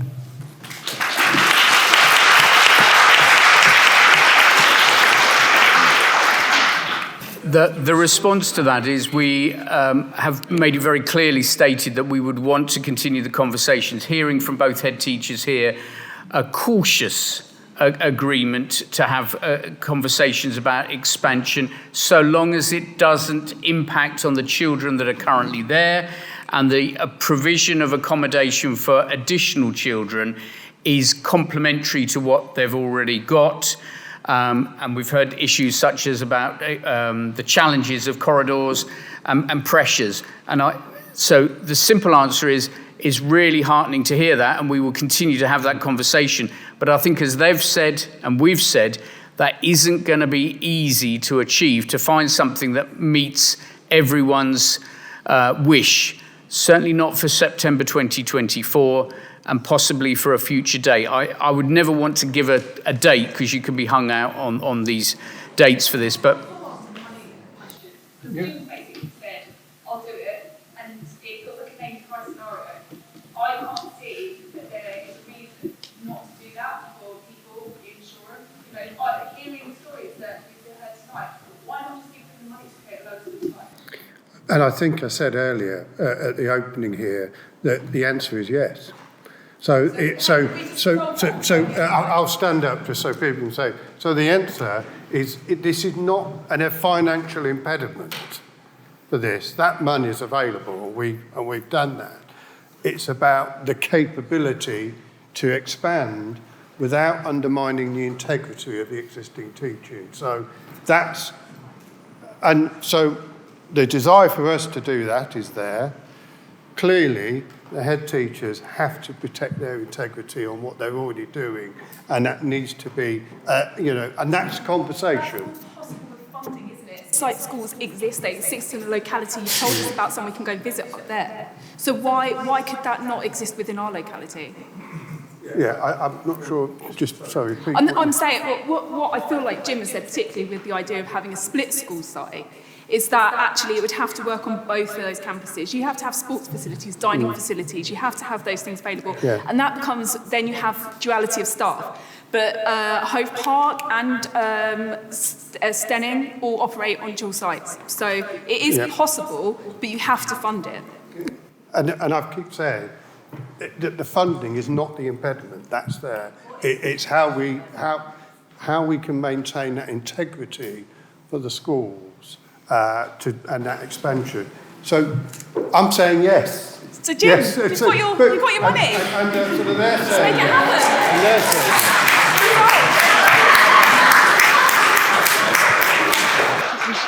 saying. Solved. Seems like quite an exciting moment, doesn't it? So what I failed to say when I was at the podium was that there's a bit of a difference between Kieran and my situation, which is that we've got this opportunity with a different site. And that was recognised back in 2018. And as far as I'm aware, I know that my governors, Case here as chair tonight, and our sponsors were back then open to that as an option. And I have no reason to believe that they're not open to that as an option moving forward in the future. The limitations and the barriers of having a building site on a school site don't exist because it's a separate site. And you're talking about a split site, but what's really logical would be for there to be a sixth form, our sixth form, which currently caters for 300, 350 students, depending on its popularity on that site, to give those students a separate experience, for us to be able to approach the space differently and probably more economically efficiently, and then adapt the existing site of the school. We're totally open to that. We're totally open to that. So if the money's there, and yeah. Like a sixth form as well, in our community, that is separate, that could compete with somewhere like Varndine or Met, that would be available to all these children. That would be fantastic. We already do reasonably well with sixth form, but actually, I think the idea of a separate site is one that appealed to us back in 2018, and it still appeals to us now. So there's no... You did go a little bit cold on it though, so in what sense? Like, you were worried about going over 300 pan. Like you seemed very keen on that. So my view around going over 300 pan is an interesting one, because when you grow the size of a school, it changes the nature of a school. If I'm being really, really honest with you, The most perfect solution for our shared communities, Lancing and Shoreham, is for there to be 10 form entry at Sir Robert Woodard. It really does, okay? And the reason why that makes sense is it just makes sense to have two schools of a similar size, a similar scale, because schools run the risk of losing their character, their shape, and their knowing of the individual younger students as they're in that point of growth. So making the decision to do so is done with fair and due consideration of those risks. However, it seems to me that there needs to be a solution, and so therefore we have to be pragmatic around that and think around how we make an amazing school experience in spite of it being bigger in scale in those younger years. So I'm sure there's always a solution to that. Yeah, and just to be clear, that's not just Jim's concern. The consultant who they brought on board, he thinks it's better in terms of balance of locality if there's 2 10 and 10 entries than a 12 and an 8. And also there's a lot of concern about what happened to Stenning, because basically they went from 1 site, 2 sites, 3 sites, even 4 sites. I think they had it. What? Yeah, so Lucy can say something in a second, and they are now one of the largest schools in the country, Stenning, and they've just been stuffed full of pupils, and I think there are certainly concerns about the impact that's having on the quality of education. So we do have to be a little bit cautious about just kind of going add 2 forms, even if it's like scenes on paper to be the obvious and easy answer. But anyway, Lucy wants to say something. So I was just reflecting on that kind of little to and fro conversation, how difficult it is to reach a solution, because there's all sorts of considerations. But I'm really glad I heard that dialogue, because I think there's something about there's got to be a solution here. I don't think we're going to solve it tonight, right?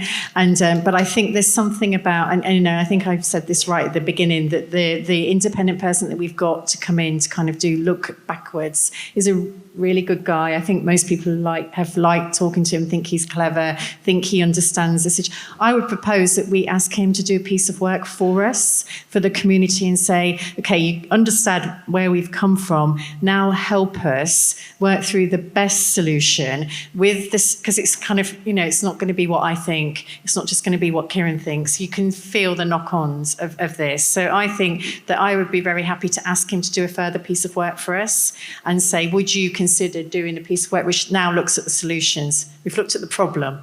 Now help us look at the solutions and come up with a reasonable way forward. That's what I think would be the best way forward going after this. Hi, I'm sorry, because I know I always get to ask things all the time, and you've got lots of important questions in the audience.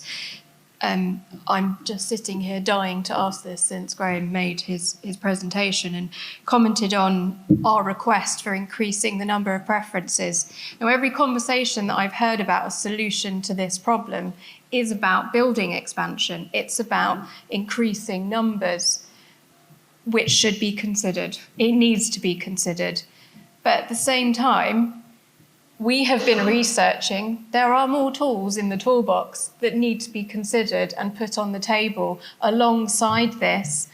And, you know, can they be considered for the 2024 children? Can they be considered for the 2025 children if we can't get a building ready in time for them? And one of those requests was to have extra preferences like they do in London. And I don't think it's good enough to say, we've always had 3, we should stick with 3.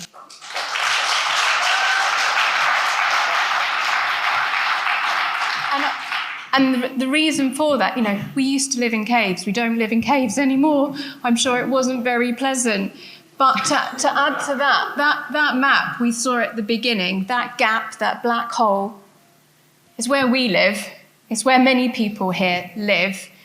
And it's not the fact that we literally have no chance of getting in to one of our 2 local schools.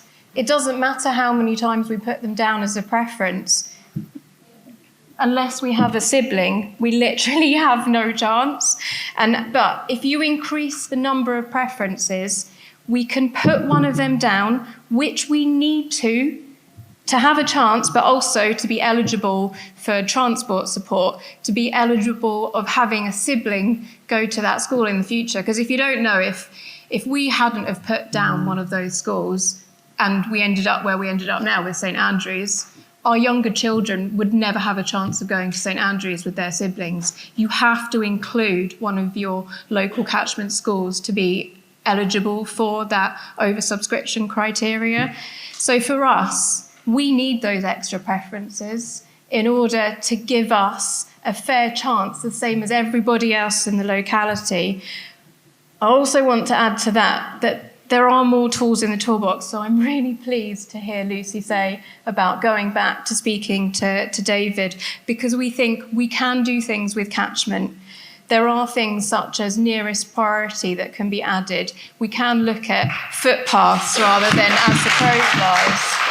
And I think we need everything on the table. As Amy said, we're in a crisis. We can't just be looking and thinking about one solution, because we'll be in this place in 6 years' time. What Jim just said, because it looked like there was a solution at Woodard, we stopped thinking about going forth with a solution at Shoreham Academy. Turns out we probably need both. We need to consider all of these things. Also, I think it's important to note, so even if we built a building, it's not going to be ready for 2025, probably. So there's the next 2 years to consider. Also, you've heard them say tonight that the strategy they're advising you to do in the next year or so, if you've got parents in year 5 or 4, is to go to all these schools and choose 3 of the preferences. We actually have looked into this, and as far as we know, there's only 2 schools on this list who aren't oversubscribed, right? Right. And they are St Andrews and Packer. Yeah. So there's... Okay. I think we need to be clear that in Brighton, there's the opposite demographic trend. We know that in Brighton, pupil numbers are falling, and certainly, I'm a resident, so I'm here because I've got a child at the Beach Primary. But as a head over in Brighton, I find it slightly frustrating that we've got a demographic which is going down in Brighton, a demographic which is going up here, and the boundary between the 2 local authorities prevents some level of cooperation and discussion between the 2. And I understand that's the nature of local authority management, that you look within your authority for solutions for your authority. But we sit at the edge of an authority, and the neighbouring authority is in the opposite position. So it strikes me that within the review, that would be an important question to ask, because there are projected over 100 surplus places in Brighton. And the way in which Brighton operates could mean those surplus places could be more available in the west side of Brighton, which would then permit residents in the east side of West Sussex. I misspoke. I was wrong about Brighton, but Ada and Worthing, there's only 2 schools that are not oversubscribed. So if you go this way, which is our locality, then and our county, then there's only 2 schools that aren't oversubscribed. Brighton obviously has got to be part of the mix, but then there's a question about whether parents want to go to Brighton from here in the same way. Yeah. Okay. Tamden. So I'm speaking with 2 hats. My first hat is as a parent. I've got one in year 9 at Shoreham Academy, who wasn't originally given Shoreham Academy, but swapped in year 8. One in year 6 who's going to Shoreham Academy, and one in year 5, and I feel vulnerable. And the other hat is I was a former governor at Swiss Gardens for mental health and wellbeing. And as Al well knows, we met every week online during COVID. And I think that what's neglected here is the impact of COVID on young people. What we've got is a tsunami, a mental health crisis with young people. And the cohorts that we're looking at aren't as mature as previous cohorts. And they are 10 and 11 years old. And it is unacceptable to say, look elsewhere. Because actually, we need to focus on their mental health and well-being. And we need to do that right now for 2024. And I'm speaking from a child's voice here that will say, there is a solution. We can look at options. And the adults that make these decisions need to be responsible and make sure that they are taking those children into consideration. The two sites are similar sites in capacity. In the short term, surely Sir Robert Woodard can take a shortfall to help ease that right away. Then West Sussex County Council need to make firm commitments about what they're going to do going forward. We cannot let these children down.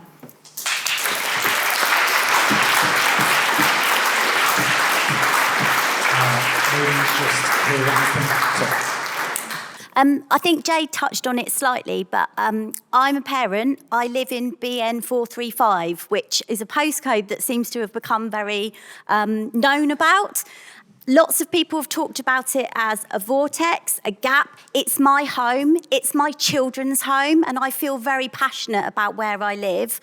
And I'd like to know what the council, what the admissions are doing about that gap for the next couple of years. The schools are not going to be built in a certain amount of time. What is your, to say there's options, what are you doing for next year about the gap? What we're doing about that is recognising, as we've said on our slide, we gave 3 postcodes, I think, where there are challenges, and some 50 children haven't been able to secure one of their first, second or third preferences. So we've drawn attention to that. A lot will depend on where parents wish to apply for the future. Because there is no guarantee of saying that BN 43.5 or any of the other postcodes have guaranteed admission anywhere. We have to follow the national admissions policy. The schools do, we do, we have to do it that way. We're trying to create extra places, and we've talked about that, but we're also saying, frankly, to everyone, we know it's going to be very difficult. We've heard it multiple times tonight from schools ourselves here for 2024. We are continuing to have those conversations, and we will, but in terms of looking at other options, we are saying, because we were challenged by these representatives, parents need to be made aware of this and not to get to this situation in future years. So we're saying, please look at other options, because some of those may provide different opportunities and you may want to look at a different school. But we can't guarantee BM 43.5 will have every school place they apply for. Through your criteria of things of, you've said, go and look at a school that you like the look of, look at schools further afield, consider transport options. If I consider all those things, and I live in BM 435, and I was in the situation that these parents are this year, I would not have my first, second or third preference. So I'd still be in the set, and you're not coming up with any solution. What about moving catchment areas? There is an admissions policy that says there are certain criteria, and one of the criteria is that if you are in catchment, if you move that catchment area, then so that BM 435 is not a vortex anymore, then that might help. But you're not coming up with a solution. Your solution is look elsewhere.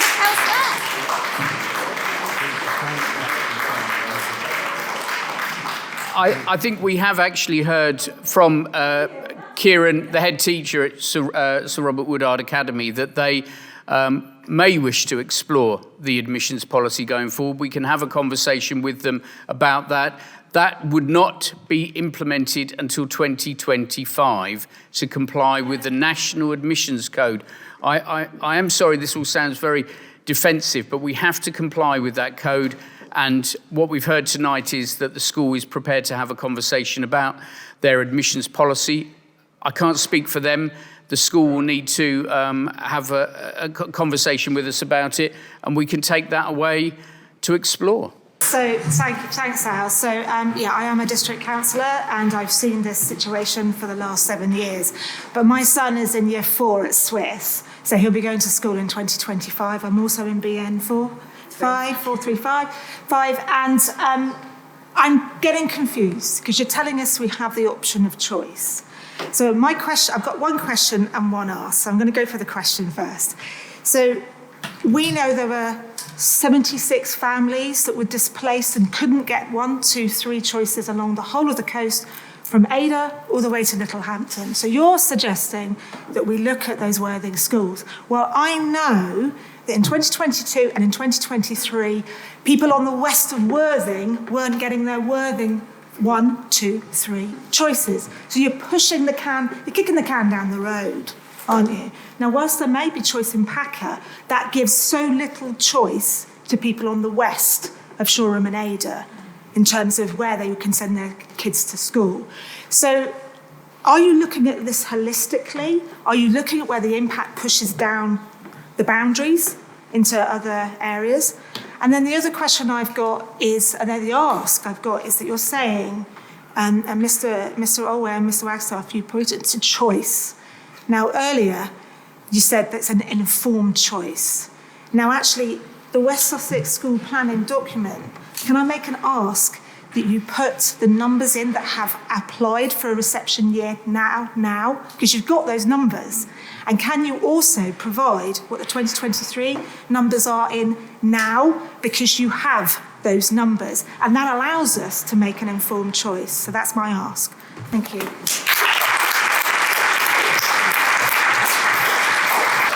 Can I just respond to the point about Worthing? That's absolutely right. In the past, there were families from the west of Worthing that were unable to secure a place, and they were offered places at Sir Robert Woodard Academy at the time, because those were predominantly girls that we were unable to place in Worthing schools.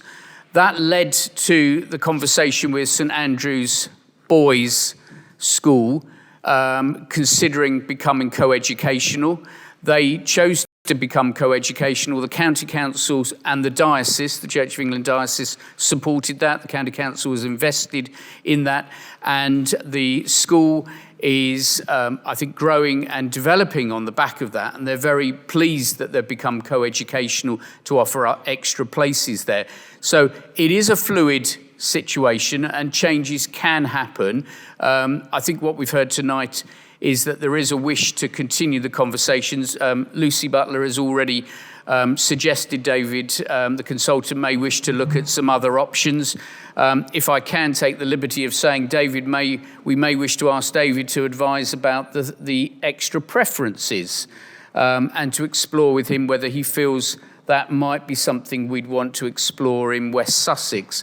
I think we'd have to look at that across the whole of West Sussex, and we'd have to be certain, and we'll take some advice from him and other authorities, whether it would in any way help the situation, or it may, as our legal team have advised us, offer no further certainty. And final comment, if I may, I think I do recall stating up there is no choice. And there is no choice. It's very pedantic, but it's about expressing a preference. And we have to emphasise that. But others may wish to speak. I mean, just to be clear, there are a few other things you can do around admissions criteria. An example is, so there's a situation at the moment whereby there's quite a few kids who live nearer St Andrews than kids in Shoreham, and they go past St Andrews and they go to Sir Robert Woodard, right? And you can actually change that if you wanted to. So there's one thing you can do with admissions criteria. You can say you can give preference to a named school or schools, right? So you can say Swiss Gardens, St Nick's, whatever. They are preference schools, and then in your list of criteria you can go from distant, named school, distance, blah blah blah blah blah blah blah blah. So there is loads you can do around admissions. I don't think we fully explored the full extent of what we can do around that.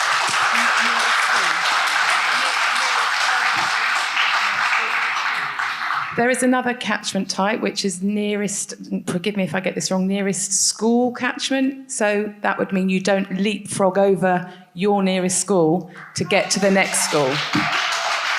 So for us, that would be the solution in West Shoreham. We would be able to go to our nearest school and not travel past our nearest school to go to a school in Worthing.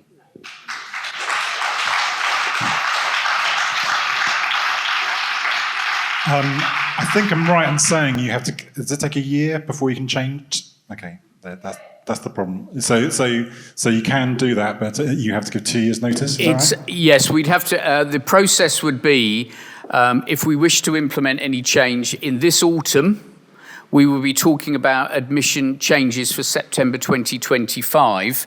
I think we also have to state, because I'm looking at the front here, the two schools that would need to have some involvement in that and would need to get their advice would be Shoreham Academy and Sir Robert Woodard, as they are the admission authority.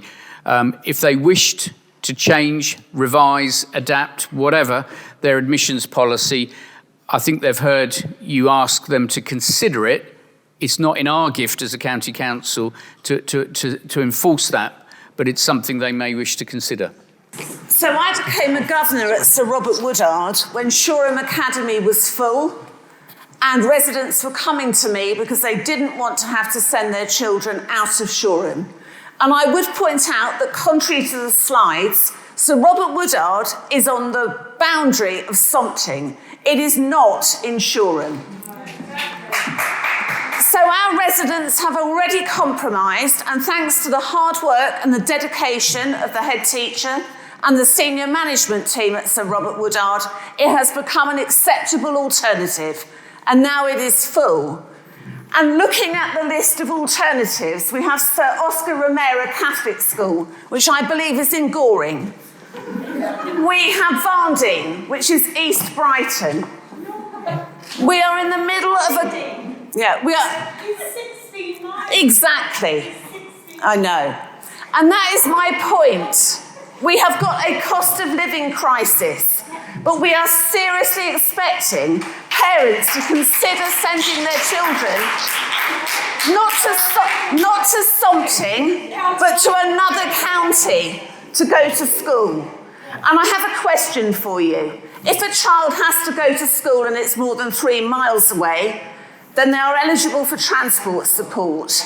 However, if a parent opts to choose their child further away, because there is no acceptable local alternative, are you going to cover their transport costs, please?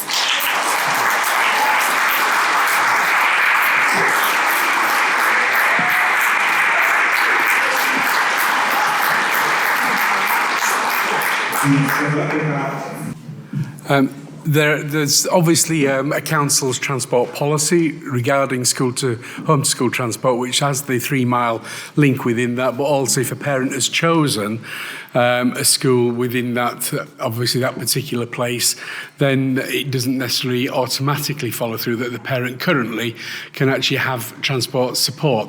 What we would be prepared to do, though, is to look at the transport policy and to actually look at a review of that. But currently, the transport policy, which has been agreed by council, doesn't allow for that to happen. So if a parent chooses a school that is more than 3 miles away, if a school preferences...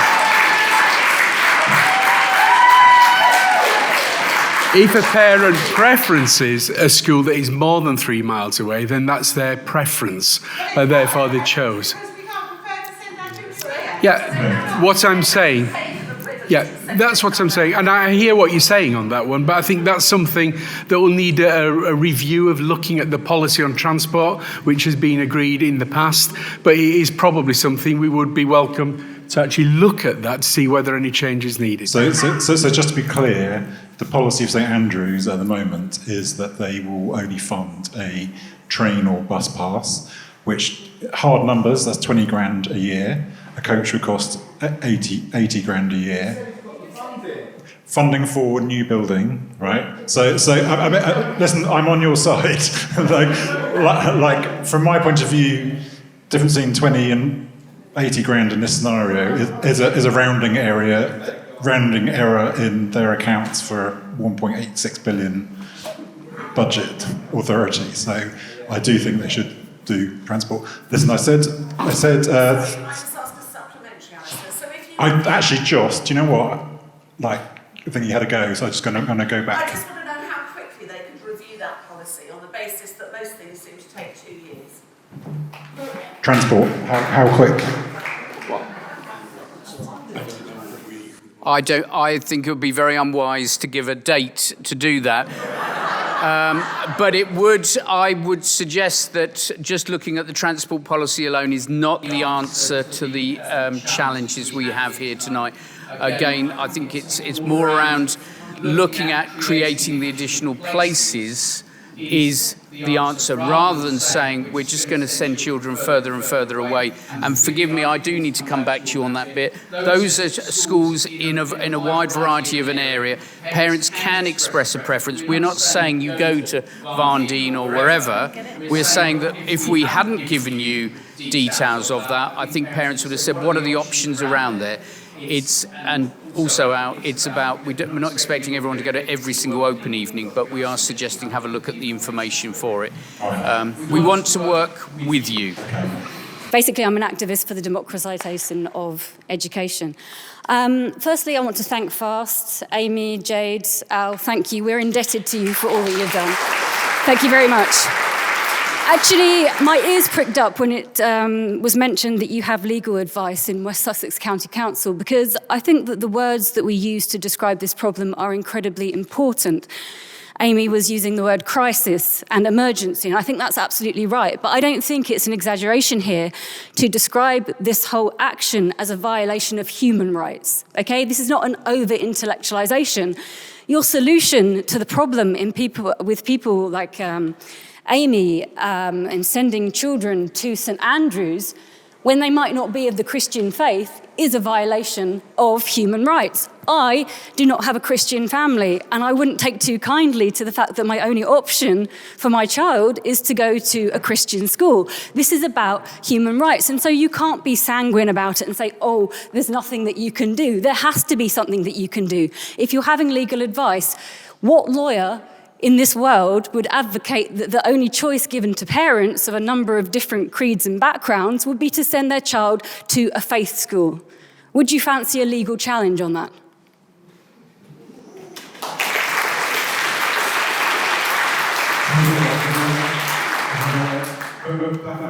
I'm very confused with why you're here, why you've apologised.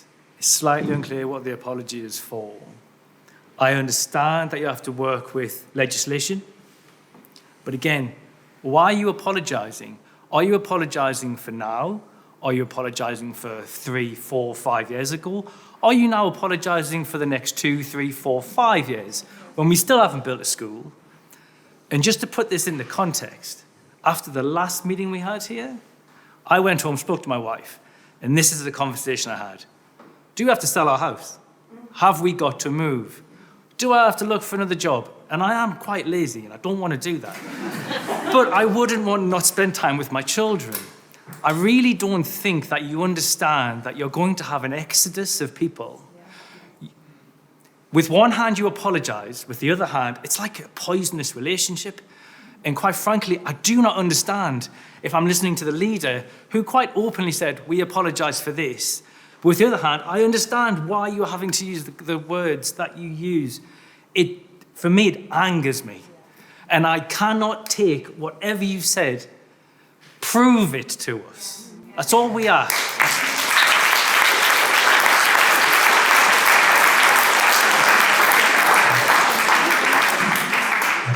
So just wanted to respond to the last point, really. We are really sorry that we're in this situation, that we're having to have these discussions. And I think we have come to a conclusion tonight, which is that we are really committed to finding a solution, and that we are going to ask David to look at all of the different options, including catchment, including buildings, to see what we can do to make things better.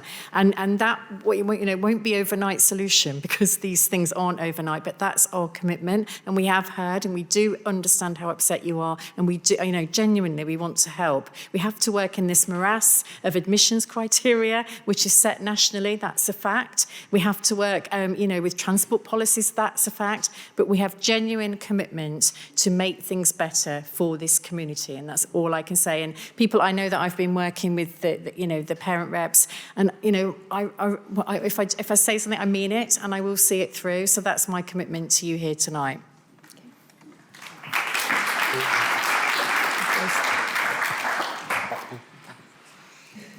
Sorry, you've got I think the question was about action.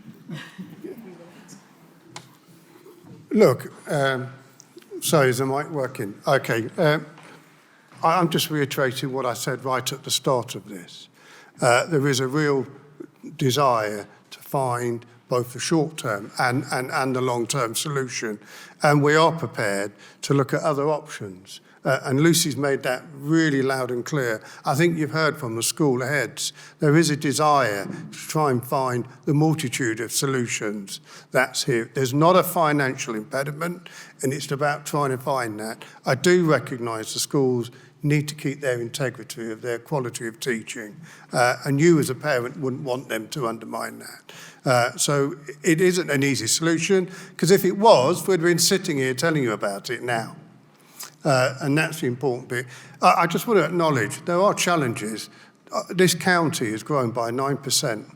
Brighton and Hove has only grown by 1%. East Sussex by 3%. And there is a real, and that population is migrating into this county, and it's creating, and the dynamic of that migration is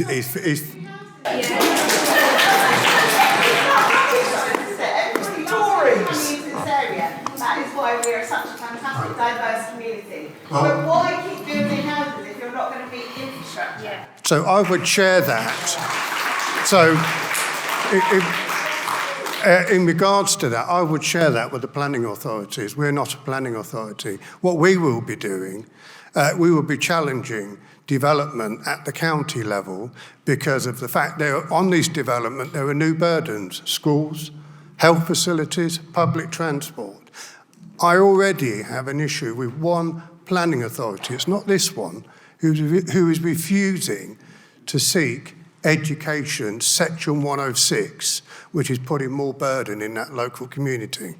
And we have already agreed that we will be taking a much more assertive stance with these planning authorities, because people will accept houses on the basis they're the right houses for the local people, for the right people, and it comes with roads, and it comes with buses, and it comes with health provisions, and it comes with schools, to name but a few. And I'm afraid our planning authorities, we will be challenging them. So I would welcome any of you to challenge those there. But look, thank you. I appreciate you never got your answers you wanted. Can I just ask when our parents can expect an update? Yeah. So when's the review? No. In terms of action, we obviously will be commissioning the consultant to do a little bit of extra work. I'm very aware that we're fast approaching into the summer holidays. I think what we would realistically be able to do is to have another conversation with our representatives after the summer holiday. Parents will be applying from the 3rd of September onwards to the 31st of October. I think we should try and challenge ourselves, Lucy, to try and be able to give some more information. But it may not have any more certainty, but we can certainly have that conversation before the admissions round closes at the end of October. Yeah. Well, listen, what I've heard is that there's going to be a commitment to publishing a plan through us, with us, out to you in early autumn. So that's what I'd expect to see, and we'll remain to see what will be in that, but I hope it will be comprehensive, I hope it will be real, and I hope it will be delivered upon, because I think those are the three things that we need. I am going to finish it, because it is 9:15, and these people have got a long way to go. So thank you all for coming. Thank you to these guys, as always, for organising.